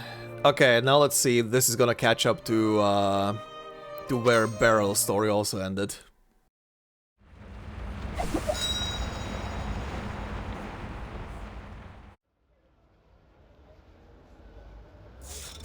Oh no, still in Delhi. Adele! You're hurt! The bandage on the driver's arm is seeping blood as the mud-smeared vehicle returns to the outskirts of Delhi. It's been a long time. Long time no see, Mina. How are things here? Are you serious? Come here, let me rewrap that wound. Gosh, what happened to you? You must have found what you wanted. Why else would you be here? The gem merchant leans in and eyes her from behind the counter. He poses his question in a casual tone, but there is an unusual fervor beneath it. Dad! Mina's face twists, obviously uncomfortable with his attitude. The gem hunter gives him a slight nod, unsteady but confident despite her ordeal. You're not wrong, but I paid a steep price for it. To be frank, I never expected to see you again. Figured you were dead. Either outside the mines or on the road there. What if... Would you let me take a look, if you intend to sell it? I'm not in need of a buyer, Monseigneur. If that's what you're driving after. Adele, he's just curious. Right, Dad? She turns to her father with a pleading expression, hoping he will answer with dignity. Yes. Yes, I just wanted to see if it's worth all the effort. I'll bet it shines like a sunset sea. It hasn't been cut nor treated, so it isn't much to look at, but you already knew that. Merci. I think it best that I take my leave. Thank you, Mina. Mina has just finished wrapping her arm in clean white gauze. She winces with pain, as if it is tightened. Mina's father watches them both, his expression seeming to grow darker with every passing second.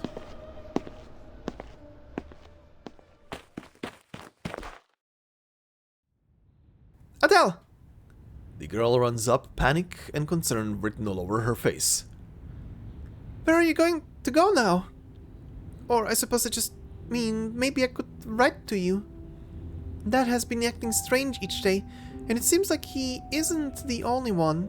I'm sorry. I just hope that maybe we could stay friends. We could keep talking about gemstones or whatever you like, really. She stops behind her, a hint of hope in her voice. Mina. She extends her hand. A gemstone rests quietly in her palm. This is Patel's. He wanted you to have it. He said, thank you for speaking up for him that day. They both recall the day he came to the market, before Brume proved the stone with her flames. Only Mina trusted him. Mina accepts the stone with dawning concern, confusion written on her face. I don't understand. Didn't he sell the gem to you? Is he alright? Oh boy, girl. He changed his mind. He escaped his old life for good. That's all that matters. Do you want to see what I found? Hey! Yes, of course. She lets the unanswered question slide with a nod. Oh dear, Wow! that's... This is a true Kashmir sapphire. Its luster is amazing, even unheated. Entranced by its glow, the girl reaches out and touches it. She snaps back to herself, quickly pulling her hand away. What will you do with it? Sell it for a fortune? Make it into a one-of-a-kind ring? The gem hunter shakes her head. No, No, it has another purpose. it's time I head off now. Sorry, I have to leave. This is her second farewell. Sorry. Mina, I may not be able to write to you. Oh? She doesn't ask why. Adele's pale face lifts into a smile. But try as she might, she can't make her smile look happy. I wish I could say more, but just know that these strange things happening here will end soon. Sooner or later. Goodbye. Aww. Clouds gather overhead. The heavy air is thick with moisture. The girl stands alone as the rain is about to fall. And then she will meet her later in a very frosty place, but as a different person.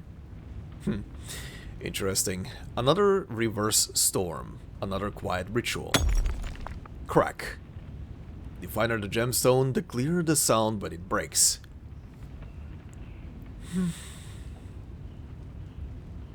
The woman before her is silent with a sculpture. Like a sculpture, she never shows frustration at the ritual's result. Nor confusion, just a solemn blankness. The gemstone shatters. After a long pause, Brume walks out the door of the shelter.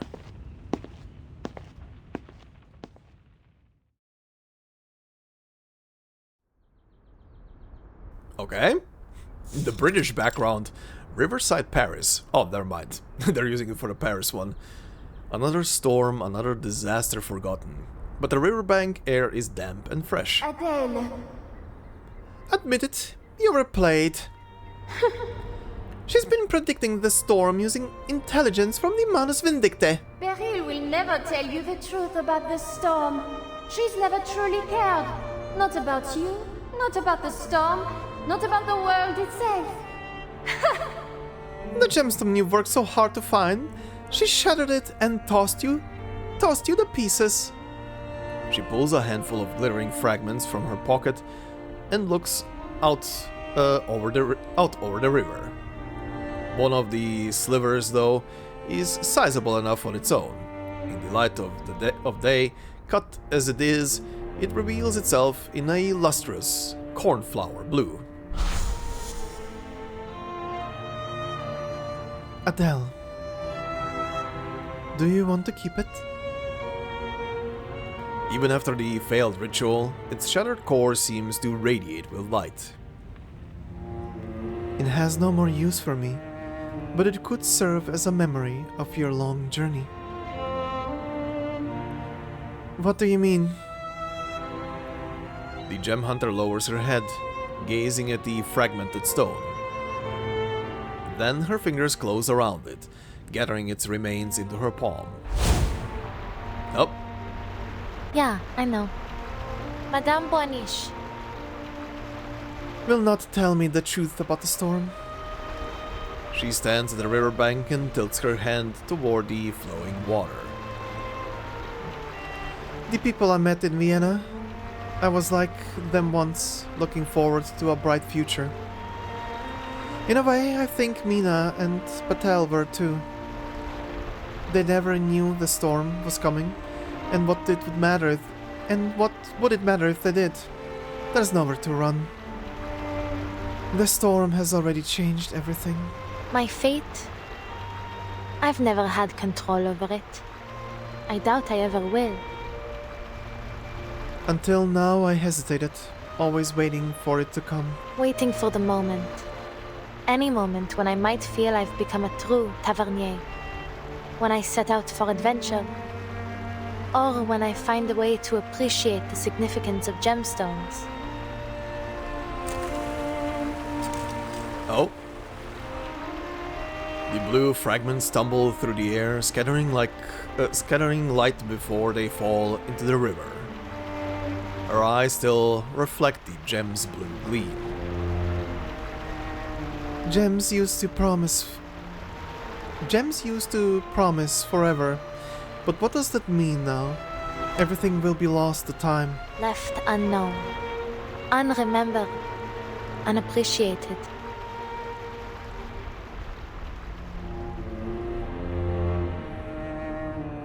Adele. Then you've begun to understand, Adele, Cherie. This world has never mattered. You once chased what was ordinary, and now the extraordinary. But it is all the same. In a way, I wish I had tried to live that extraordinary life earlier. Maybe then that curse would have found me before I knew all this. Now it's too late. Brilliant blue shards strike the water and disappear into the river. The old world is long gone, you poor wretch.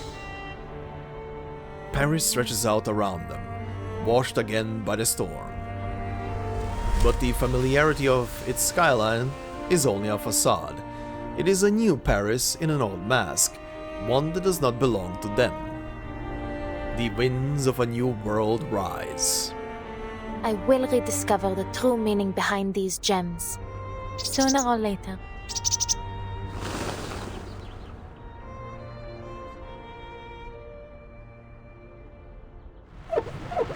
And the chase continues. Okay. This didn't end on anything too crazy outside of her Wheeler of the Fire. That was a nice achievement. Okay, but yeah, ended pretty much standard, I would say. Outside of the fact that she, I guess, has accepted now her calling as a gem hunter and will continue forward with that. Alright. What is this? What are these?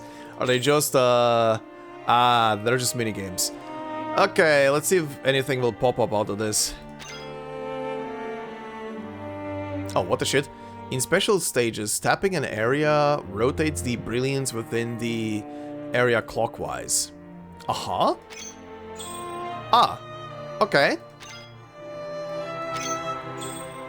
Ah, new mechanics. Okay, interesting. Okay.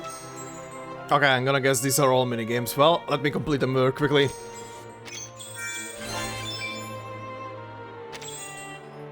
Okay, I think this is all of it, outside of the survey stage. Okay, but yeah, very interesting.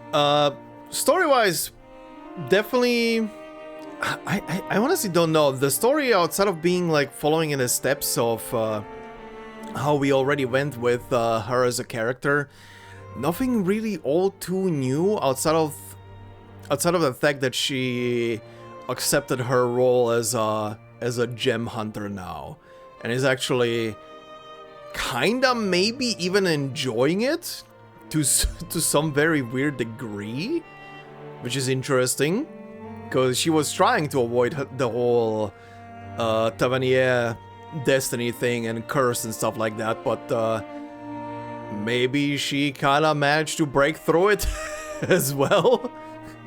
Weirdly enough, maybe thanks to the storm. But outside of that, I do love to see more of the depiction between her and Felicien. that banter is fire. The two of them are very weird frenemies.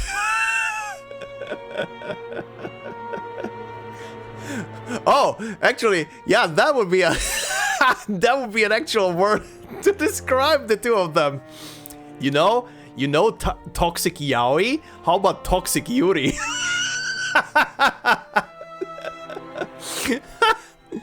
Oh god. But anyway, overall, story was pretty interesting when it comes to how she comes to terms and copes with the whole thing. I do like the little callback to the girl. I think the girl's name that she meets in the in that northern place. I can't remember where they exactly were. They were. I remember her and Brume. Sorry, her and Beryl looking for more gemstones. but in a different place, and the girl was there, just different. So now actually having more context for the girl is actually very, very nice. But yeah, interesting. Overall, very interesting. I was expecting the story to go a tiny bit further and catch up to where Beryl's story also ended, but I guess we're ending it here at this part. and on top of that, I guess the rest of Brume's story is part of Beryl's story that we already went through. Very interestingly arranged. I'm actually surprised. I mean, of course, Beryl is gonna be the first one because she's a limited character, but I actually feel like Brume's story might have been like a good choice to read before Beryl's story, in a weird way, because Beryl's story then continues this thread that started here. Interesting. Also, now that I'm considering I was literally just talking her, accepting her fate and everything, now that I'm looking here at the menu with the one thread going all the way to this stage and then spreading into 3 different threads. Interesting. Means that I wonder if the meaning behind this little thing here is that her life is not anymore on the course that she was on. But anyway, I'm gonna complete the survey, grab my rewards, and then I'll see you guys for the pulls. So let's continue. Oh yeah, while I'm doing this, time to see how her big attack actually looks. I've never actually seen that. Sure. It is heat plated, no? Show me. Up with a little spark, and down it goes. Bon courage. Interesting. Interesting. A giant stairwell leading all the way up to the top of the Eiffel Tower. Stay back. Very funny. Okay, cool. Alrighty then. Alright, as always, first off, so you are obviously a DPS, extra action and dynamo. Actually, yeah, now that this exists, yeah, this first one is pretty much the team they put her on in the survey. Interesting. So the second team is with Beryl, Isolde, and Fatudu. Of course. I love that it's always the healer in the back that I don't have. Okay.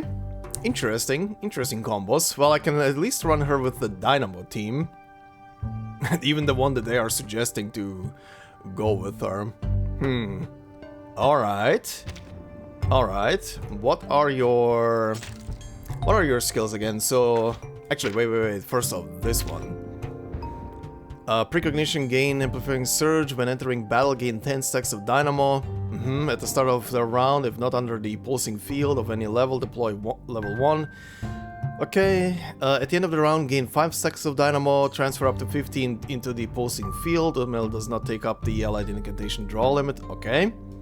At the start of the round, Brume gains 5 stacks of thermoelectric conversion. For every 20 stacks of dynamo the team transfers, Brume gains 5 stacks of conversion. For every 3 stacks, what does conversion do?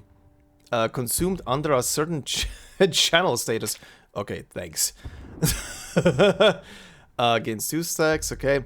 Damage dealt, okay. When entering battle, Brume gains crystalline discharge. Cost of the roadside view end of the ride deals an additional 100-200% mental damage undispellable. Okay, for 3 rounds. For every 15 stacks of thermoelectric conversion gain, Brume gains 5 stacks of dynamo and moxie +1. If at least 40 stacks are consumed during one channel of prismatic power, Brume casts End of Ride 1 extra time. For every 10 extra stacks consumes End of the Ride, deals an additional 200% mental damage. Okay, so basically, from what I've noticed in the, if I'm understanding this correctly, from what I've noticed in the survey that I literally just went through, basically have a lot of stacks on her, cast her channel, and then during the channel she keeps zapping, and she keeps zapping, and she keeps zapping for a lot, if I understood that correctly. What's your ult again? I did look at it during the thing a bit, but what does it do? One target, attack, 750 mental damage, gain 10 stacks of conversion, increases the duration of truth tempered. Damage bonus, okay. On allies by one turn, after attacking, inflict 10 stacks of burn and inflict freeloader. Prioritized as the target of cast of the roads, okay, for 1 round. Thrown into heroics. We stand together as the heroes of this story, and none of us intends to die at the end. Okay, so 3-3. Let's see. Improvised Detour. She's in a good mood today, with cheerful singing drifting from the backseat and a generous tip to boot. Felicien. One target attack, deal 5% mental damage after attacking, gain crystalline discharge for 3 rounds. Calculated path. She's in great spirits today, with the regular passenger calling the shots, cracking the whip and commanding thunder and lightning. Felicien. Actually, are both Felicien? I think they are, yeah. Just different mood swings. Self-channel, gain 20 stacks of thermoelectric conversion. Enter the prismatic power status for 1 round. Okay. Testing flame. A blazing flame of truth. The harbinger of doom for all that is false. Mass buff, gain 20 stacks of conversion. Grants truth tempered to all allies for 2 rounds.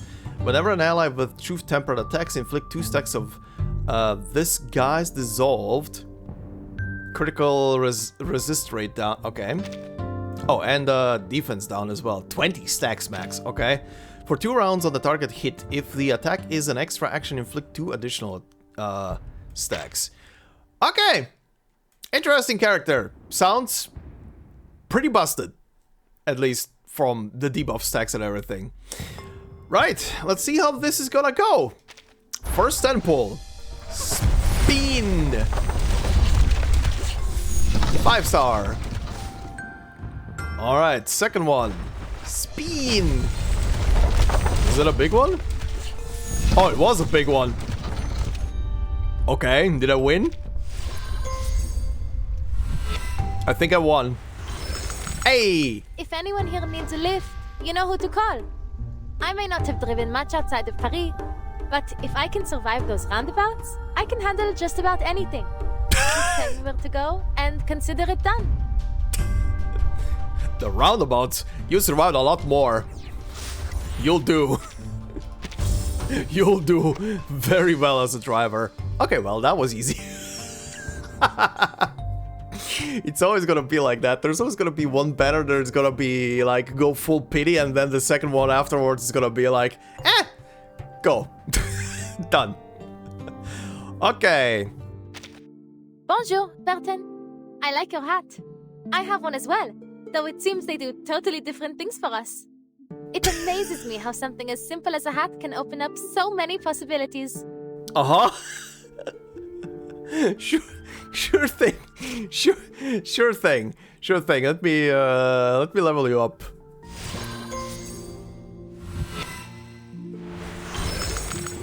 Well, here we are, ending up in places we would never choose for ourselves. But if nothing can be changed, then we must make the best of what choices we have. Like bringing light into someone's day. A small purpose I found for myself. Oh, that's very sweet.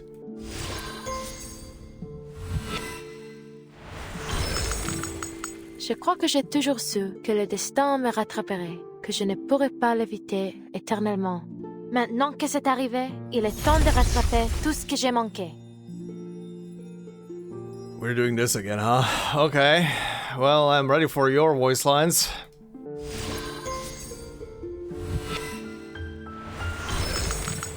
Well, here we are, ending up in places we would never choose. Oh, it's the same thing. Ourselves. Okay, so those two are the only voice lines. All right, let's see this. Brume. Arcanist artwork first exhibited in the 1930s, shown for 20 years. Oh, she's 20. Okay. Originated on December 19th, winter. Initially displayed in Paris, the capital of the French Third Republic. Later toured across the world. I mean, okay, driving a car, but anything, but still, 1930s. I was kind of expecting her to be a bit younger? Maybe around 17, 18? Okay, 20. I mean, it's not much of a difference, but... Alright, interesting. Medium, firelight. Of course. Inspired, iridescent ash, beast, the final journey. Fragrance note, aromatic woods, bergamot, ylang? Sandalwood, dragon scale, and musk. Right. Okay, will all of it be? Yes. Oh, no, actually, no. I will be missing a couple of them. A lot of them. These are all trust ones. I'll look them up on the wiki and see if there's any interesting one among them and read that one aloud, but we'll see. Let's go in order first. If anyone here needs a lift, you know who to call. I may not have driven much outside of Paris. Okay, that's the same one. Suitcase climate. Honestly, given all the horrible endings my family have had, odds are one of them met their end face down in the snow. All I know is that just the sight of snow puts me in the mood to hide under the covers. I wouldn't even drive if I could help it. Perhaps that feeling is one of my ancestors telling me to... Reste près de feu, réchauffe-toi, ma petite. Okay. The French like the French, alright. Actors, poets, scholars. They're usually talkative passengers. But I've also noticed how often they drift into silence. Most of the time, I stay quiet too.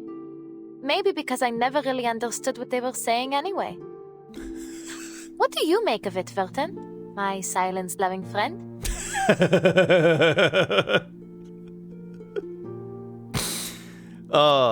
Yes. Artists. Just drifting away into their own mind. not acknowledging anything around them anymore. Right. Okay. Bonjour, Vertin. I like your hat. Oh, this thing. Okay, next one. Good morning. I had the most amazing dream last night. I was driving down a long, open road, clear sky, spotless windows, and the car was freshly cleaned. I picked up a few people along the way, and they gave me sandwiches and apples and thanks. I just kept driving, with no destination in mind, only the anticipation of the next mile. Interesting dream. Driving in the city is so much more exhausting than it may seem. You don't realize until you're in the thick of it, really. Every night, I fall asleep the second I lie down. Insomnia? I hardly know the meaning of the word. Good for you. Okay. These flowers? Well, it all began with a passenger I had once. She wore a flower in her grey hair. Before she got out, she plucked a bloom from her bouquet and tucked it just above my ear as thanks for a lovely ride. Since then, it's become a little habit of mine. Huh. Okay. Lore on the flower ornament. Very interesting. Oh, you're knocking at the door of Felicienne's room. It's hardly a mere room. It's a suite.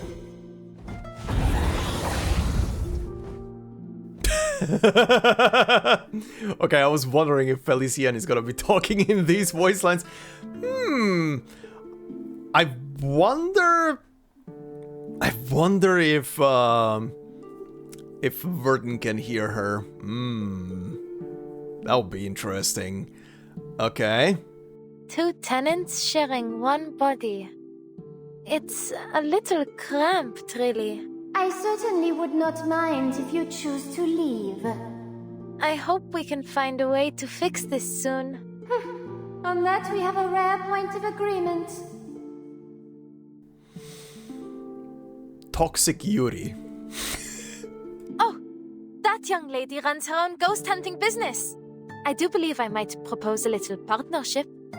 I'll let her advertise on my car, and then She can call me for all the shuttle rides her customers might need. It's a brilliant idea, n'est-ce pas? Oh god. Oh god, no. Oh no. Oh no. This is a collaboration. Ghostbusters are happening. On dit qu'il y a une trentaine d'années, pendant l'exposition de Paris, des gens du monde entier ont rempli les rues de Paris. Je grandis en voyant beaucoup de ça moi aussi. On dit toujours qu'on peut trouver un morceau de chaque coin du monde à Paris. Mais moi, je préfère voir des petits morceaux de Paris éparpillés partout dans le monde. I have nothing against these French sentences, but I would really appreciate it if they would actually, below the French sentence, also give the English one.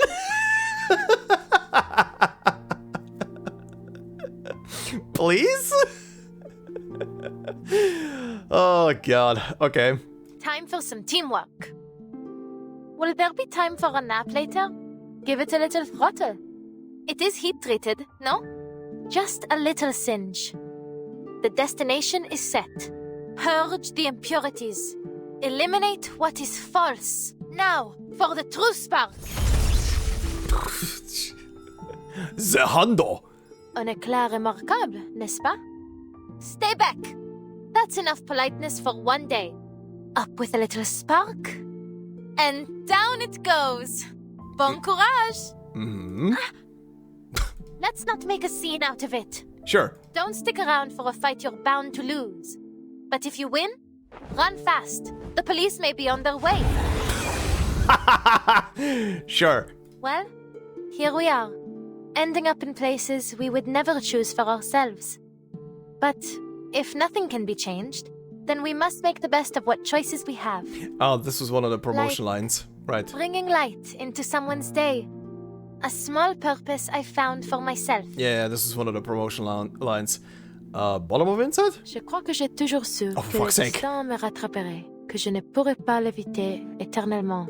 Maintenant que c'est arrivé, il est temps de rattraper tout ce que j'ai manqué. Okay, Gott nehme Brigger. Anyway, let me check out what the other lines are that I'm missing here on the wiki page. To the future. Oh god, that already looks like they're arguing with each other. Okay, this is sadly not linked to any voice files as well. The future? Like a new life? Honestly, I'm not sure I'm prepared for that yet.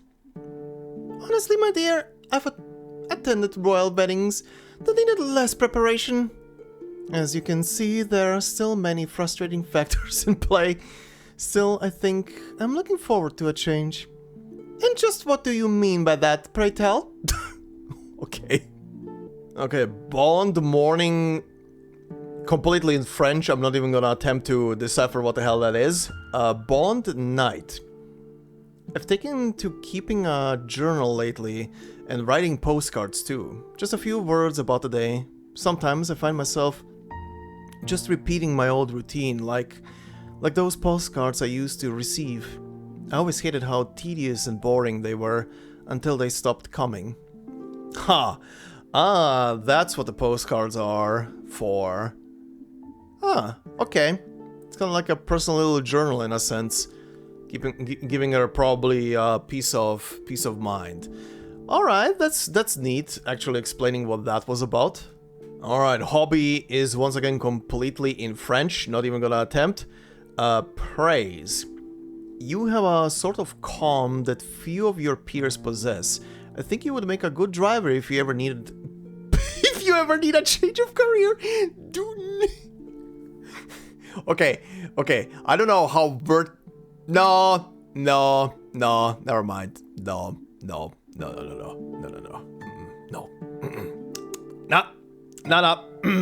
Cut it out, immediately cut it out. Do not put Vertin behind a vehicle's steering wheel. Any kind of transport, do not put Vertin on it. Nope. Intimacy. You're one of the few people around who lets me ramble on about all the nonsense that goes on in my life.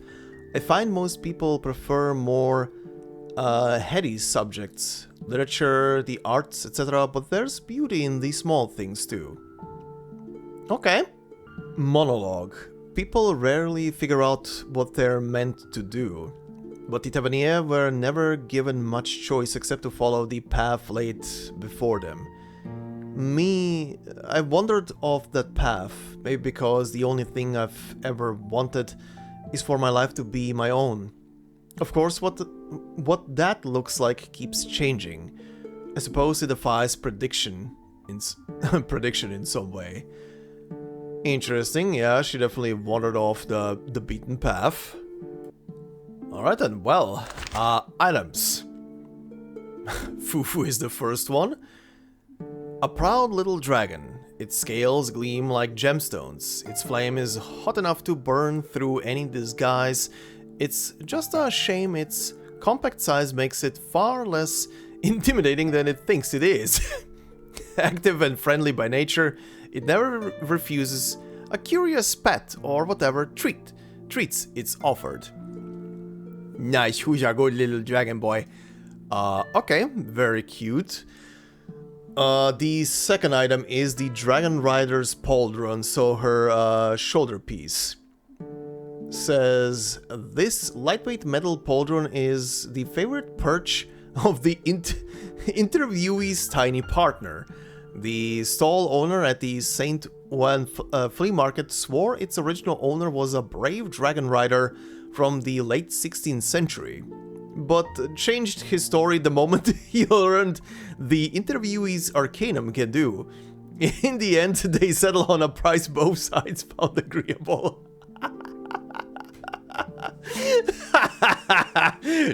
He tried to swindle her. Oh, that's kind of funny. Okay, and the final thing is the glove piece with the gem inside of it, the Grey, it's called. The interviewee wears an unusual bracelet. Its largest crystal shines with a deep, quiet blue. Despite its outward beauty during the interview, we noticed she doesn't seem to like this piece at all. She avoids talking about where it came from, and when asked what it means to her, a rare sadness flickers across her face. Yeah, that makes sense. That does make sense. Okay, time for the story bits. Let's see, the first one, Silent Witnesses. Their ancestors served as revered paladins under Shalmayan, and centuries later as jewel hunters entrusted by the Sun King himself. One recovered the royal treasures of Napoleon III lost overseas. One recovered the royal treasures of Napoleon III lost overseas during the revolution, and their parents supplied curiosities for the Exposition Universelle. For reasons no one can quite explain, the calling to roam the world for the glory of France has been etched into the Tavernier bloodline. At the end of any journey, there should be a waiting price, and few prizes shine brighter than gemstones. Where people's love for these radiant minerals comes from is hard to say. Identity, status, power, wealth, or some blessing or curse. These glittering silent witnesses have carried too many meanings. Mounted on swords, crowns, reliquaries, they saw Shalmayan's empire thunder across Europe, then fracture into three, watched kingdoms rise and fall, and finally saw the light of enlightenment sweep away the dark as liberty and democracy took hold. But for those who chase these jewels, none of that truly matters. Diamonds, emeralds, and a bit of onyx. That's what Mom and Dad brought back this time. They said they'll add some fine pearls and make a bracelet to take to a fair in America. Look, isn't it pretty? Interesting. To a fair in America, huh? Very interesting. Alright, the second one is A Tourist's Guide to Paris. A city map of Paris distributed by a taxi company. Many landmarks are circled with notes scribbled beside them. Louvre Museum.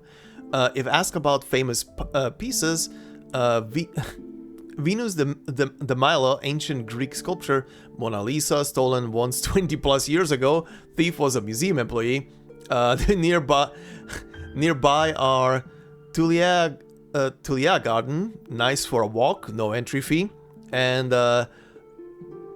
Place de la Concorde, old execution square, but no guillotine now, just the Egyptian obelisk. Right. Eiffel Tower, built for the 1889 Exposition Universale, once the tallest structure in the world, until the Americans started building skyscrapers. No need to bring up. Crowded by day, better at night. Find Marcel. Discounted tickets plus 60 to 40% split. 60-40 split. Okay. Champs-Élysées. Quick drive from one end to the other, but most prefer walking. Make sure to allow enough time. Ends at Arc de Triomphe. Viewing deck overlooks the whole avenue. If guests don't like walking, bring straight here. Can admire carvings and the Tomb of the Unknown Soldier. Right. Okay, so tour guide. And the interview retro series. Antique Car Restoration Handbook. Alright, starting with Pandora. By now, you've lived through 6 storms, haven't you? Oh, Jesus, okay. Uh-huh. Now that you mention it, I suppose I have.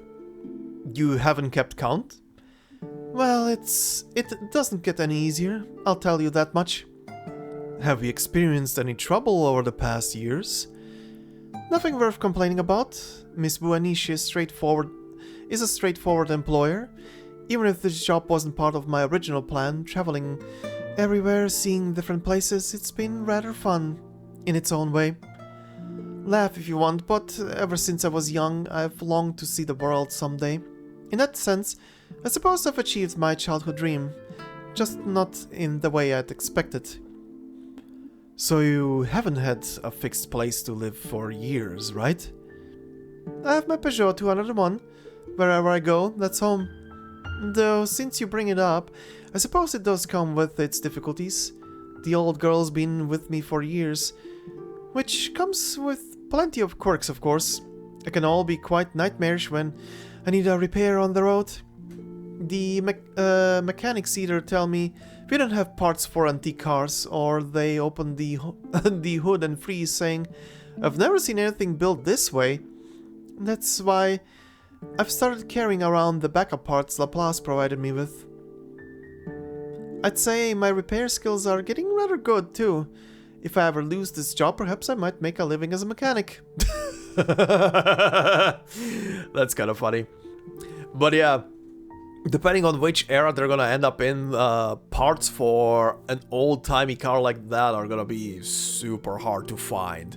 Especially because engines... I mean, in general, engines always get built, like combustion engines get built the same way, kinda in principle, but the parts will still differ in size, shape, and material they're made from, so good god, yeah. All engines from all car makers are very different to each other. There is very little overlap. You really need to look for specifics with that. Alright, but with that, we are done with her story, her character files and voice files, so that is it for this whole part.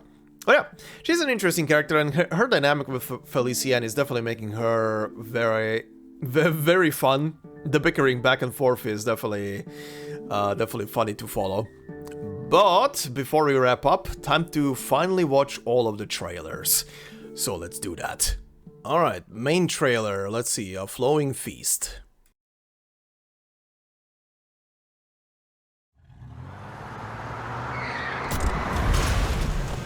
The cursed blood in your veins has lured in the shadows. Oh shit! And the fate you face this scene has arrived, as it must. Adele, what were those things? Oh, Jesus. No. Look outside. What's happening here? It can't be real. You mean we're in some kind of dream? That all this is false? Whatever it is, We'll soon find out. Par le feu est purifié. Uh-huh, very interesting. I remember. Adele. You must destroy it. Oh, that is a shot. That is a very cool shot. The French blue? But how? If Celia's in danger, I have to find her. Please guide me, Madame Boaniche. Better wages! Paid vacations! I see her, swallowed by the city. If you go to her, the shadow of death will follow, close behind. Beryl Boaniche, you foresaw all this, didn't you?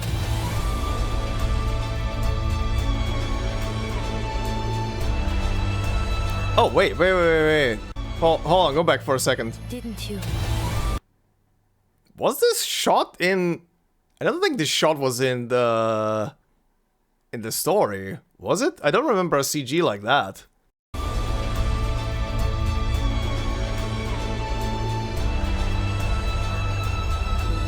The river of fate is beyond our control.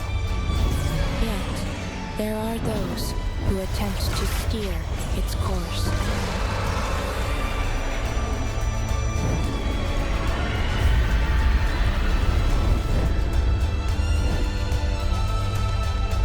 Uh-huh. Prove it to me, Adele.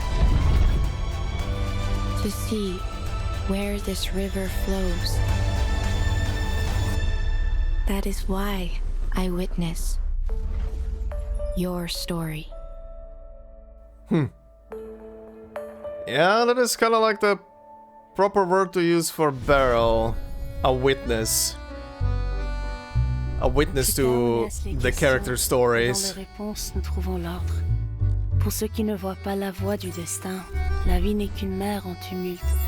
Just slightly nudging someone towards a certain destination if need be. Ah, je vous en prie, entrez. Dérive dans le flot des séphirotes, comme l'a scellé le destin.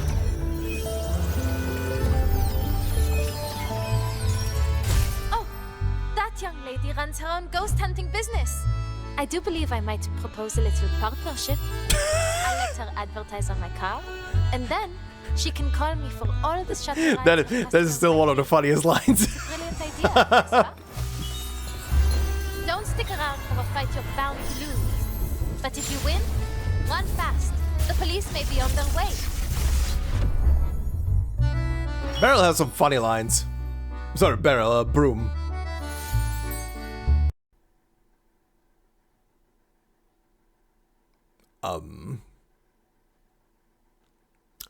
Why are we sporting Pioneer in some... I don't think I've skin this skin yet. Why are we sport...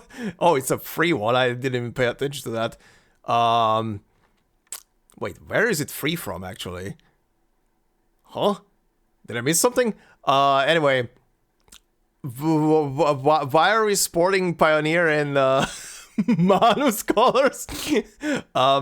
Concern?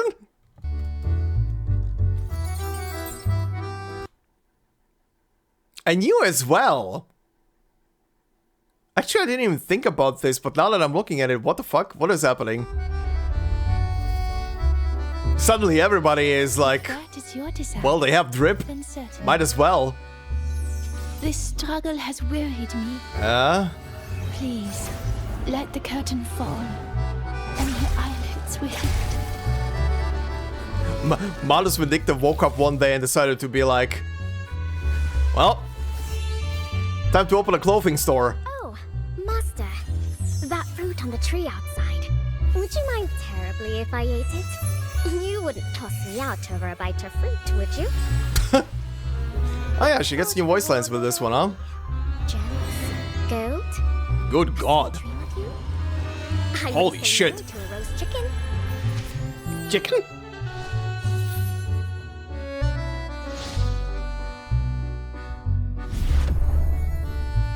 More rewards. Yeah, already got mine. Uh-huh. Yes. The free jukebox, yeah. And 10 pulls and more 10 pulls. Uh-huh. So much stuff.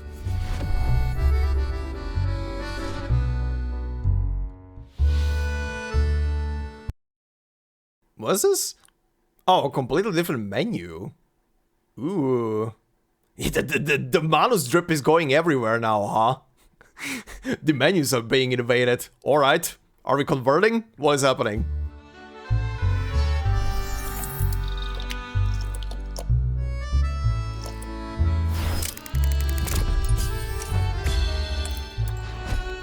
D&D. D20 dice.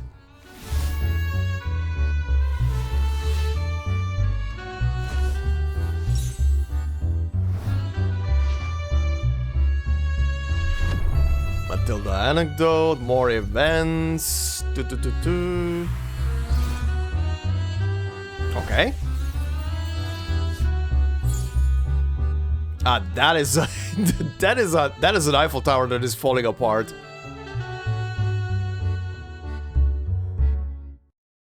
Okay, that is it. That eyes, angry eyes. It's a theory, a game theory. Sorry. Alright. Interesting trailer. Now for the next one. I don't know what this is, but I saw it in the upload schedule before the main trailer, but I'm gonna watch it now as the second thing. Beryl, the Deflection of Fate? Character review? It's short. It's not the actual trailer for the story. That one is next, so I'm curious what the shit this is. Light brings color, and each shade tells its tale. Red often comes from iron, signifying judgment and limitations. Gray, the color of wisdom, providing discernment and insight. I witness these colors and translate them into words.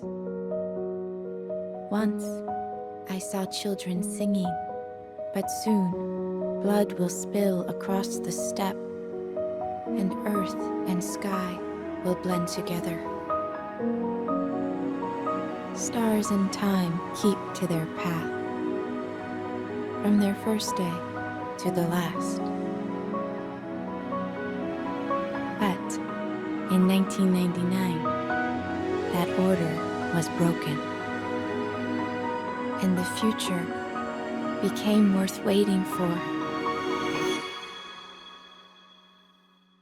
Okay, that's an interesting trailer. Yeah, she is... what the shit? Getting these random thumbnails is funny as hell. But yeah, man, what a life! What a life to lead when you know everything that is gonna happen. That is another kind of depression, honestly. That is another kind of depressing life, where you just know what even the next second of your life is gonna be like. Jesus Christ. Okay. That was an interesting little trailer. But now for the actual Beryl trailer, Between the Known.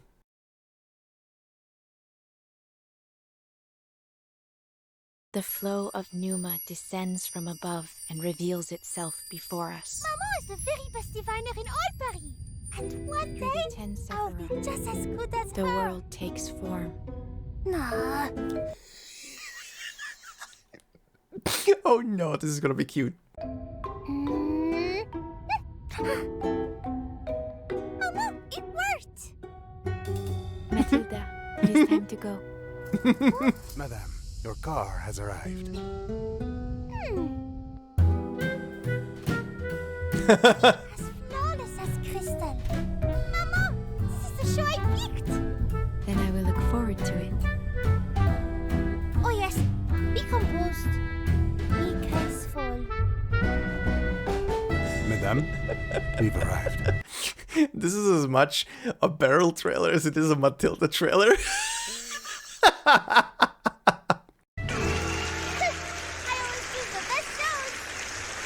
How did I stop that so perfectly on the frame where it switches? What the hell was that?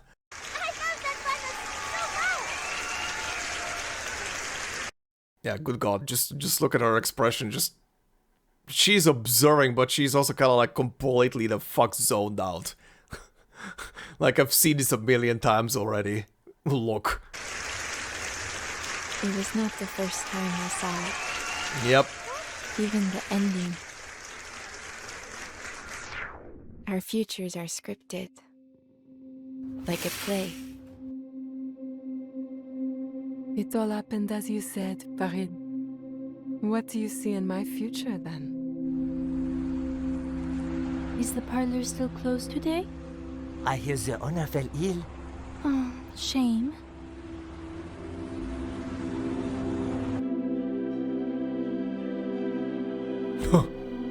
Though our paths may change. Wait, what did it? Sorry. What did it say? We are prisoners trapped on a stage. Okay. Though our paths may change, bending with each choice we make, our destination remains fixed, decided long ago.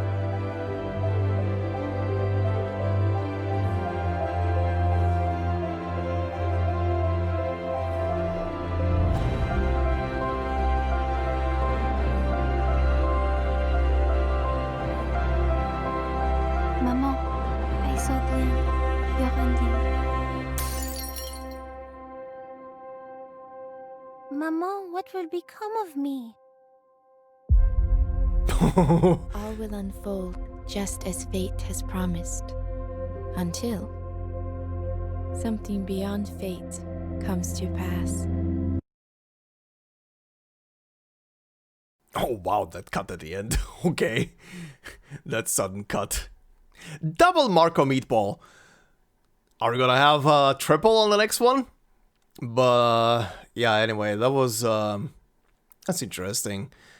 Again, in retrospect, she definitely is that chaotic neutral type of character where she could either be completely super dangerous or she could be completely the most helpful person in existence, depending on what benefits I guess her agenda and what she's trying to achieve the most. But good God, yeah.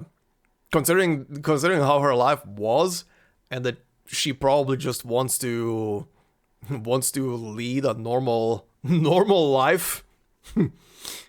Can't really blame her. Alright, this is the trailer for the new game mode. I highly doubt this is gonna spoil me on anything. I'm gonna watch it regardless. If this is like the one for the already existing game mode, then it's probably not gonna be much outside of gameplay, so let's see.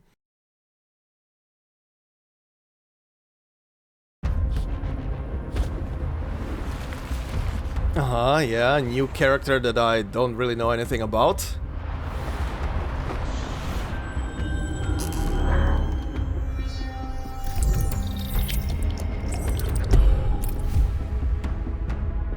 Yeah, lots of menus.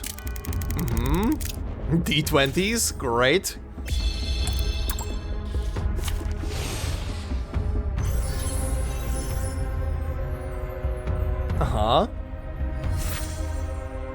Okay.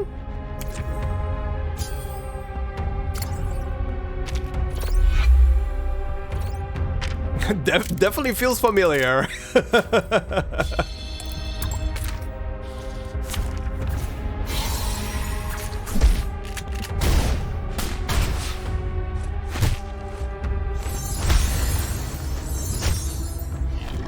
That was interesting, okay.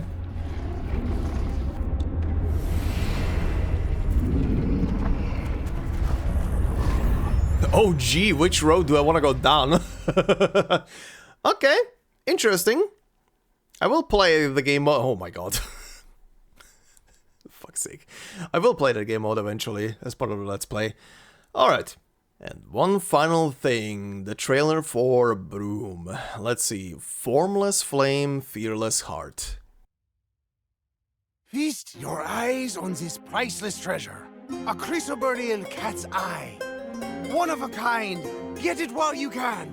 Priceless Extraordinary treasure? specimen. Just look, its golden fire blazes in the sunlight. A unique heirloom. This passed from treasure an of yours ancient family. is just a rock, spruced up with arcane skills. Hey, mind your own business. Prove it. My flame shall reveal the truth. I can feel it now. Every Tavernier can manifest their own unique Baby Brume. fire. And finally it's my turn. But what will my fire look like? Mighty yet delicate? Practical yet graceful? Or follow in my family's footsteps? Come on, this is the 20th century. Not bad. Dragon? Non, far too dramatic. The perfect fit for an adventurer like you. No, unacceptable. My fire should be down to earth. Like a match. A lamp. Or even a tiny button. Anything but dragons, anything. I just want something. She wanted so bad something beside a dragon. It's kind of funny. I mean, that is kind of ironic because, again, with the whole context of subconscious stuff and subconscious thoughts, she was so focused on not getting a dragon that her mind was focused on a dragon. That is ironic. Peaceful. Maybe you should try to relax a little first. You're right. I've gotten so bothered by this that I can't see my own out. My fire, clearly. Whatever happens, promise me you won't laugh. The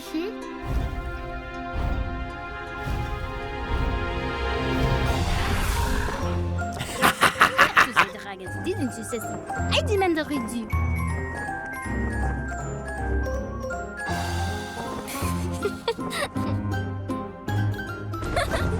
Likes you. You promised you wouldn't laugh.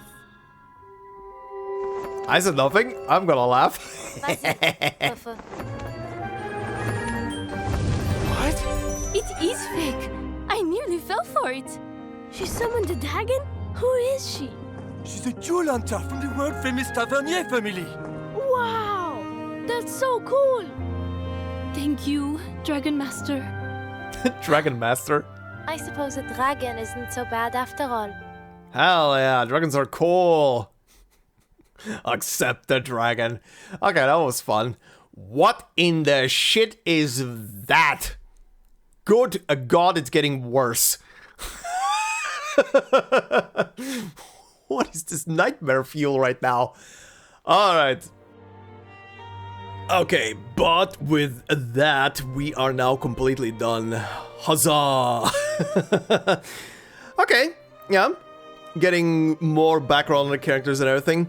I do like the extra tiny bits they packed into the trailer for both Beryl and here for Brume, where you get actually to see her summon Fufu for the first time. I really love the whole concept of thoughts and how they shape what's gonna happen. Well, she thought about the dragon very hard, and she got a dragon. And dragons are cool, so that's fine.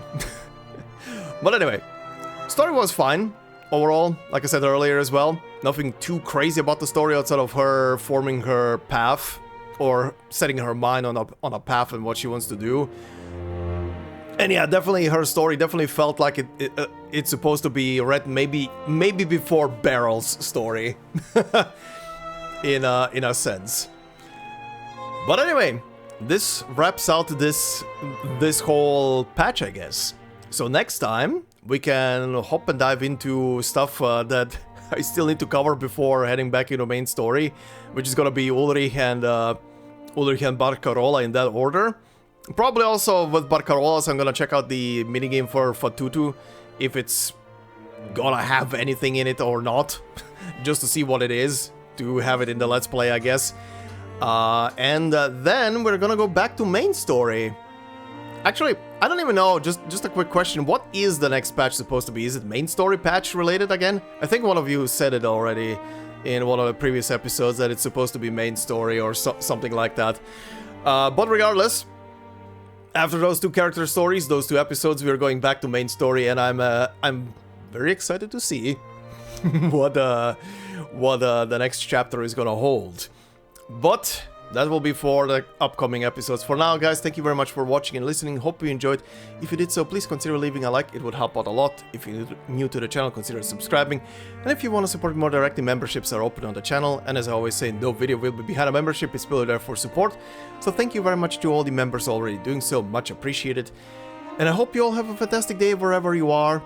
And I will see you in the next one. Until then, bye-bye.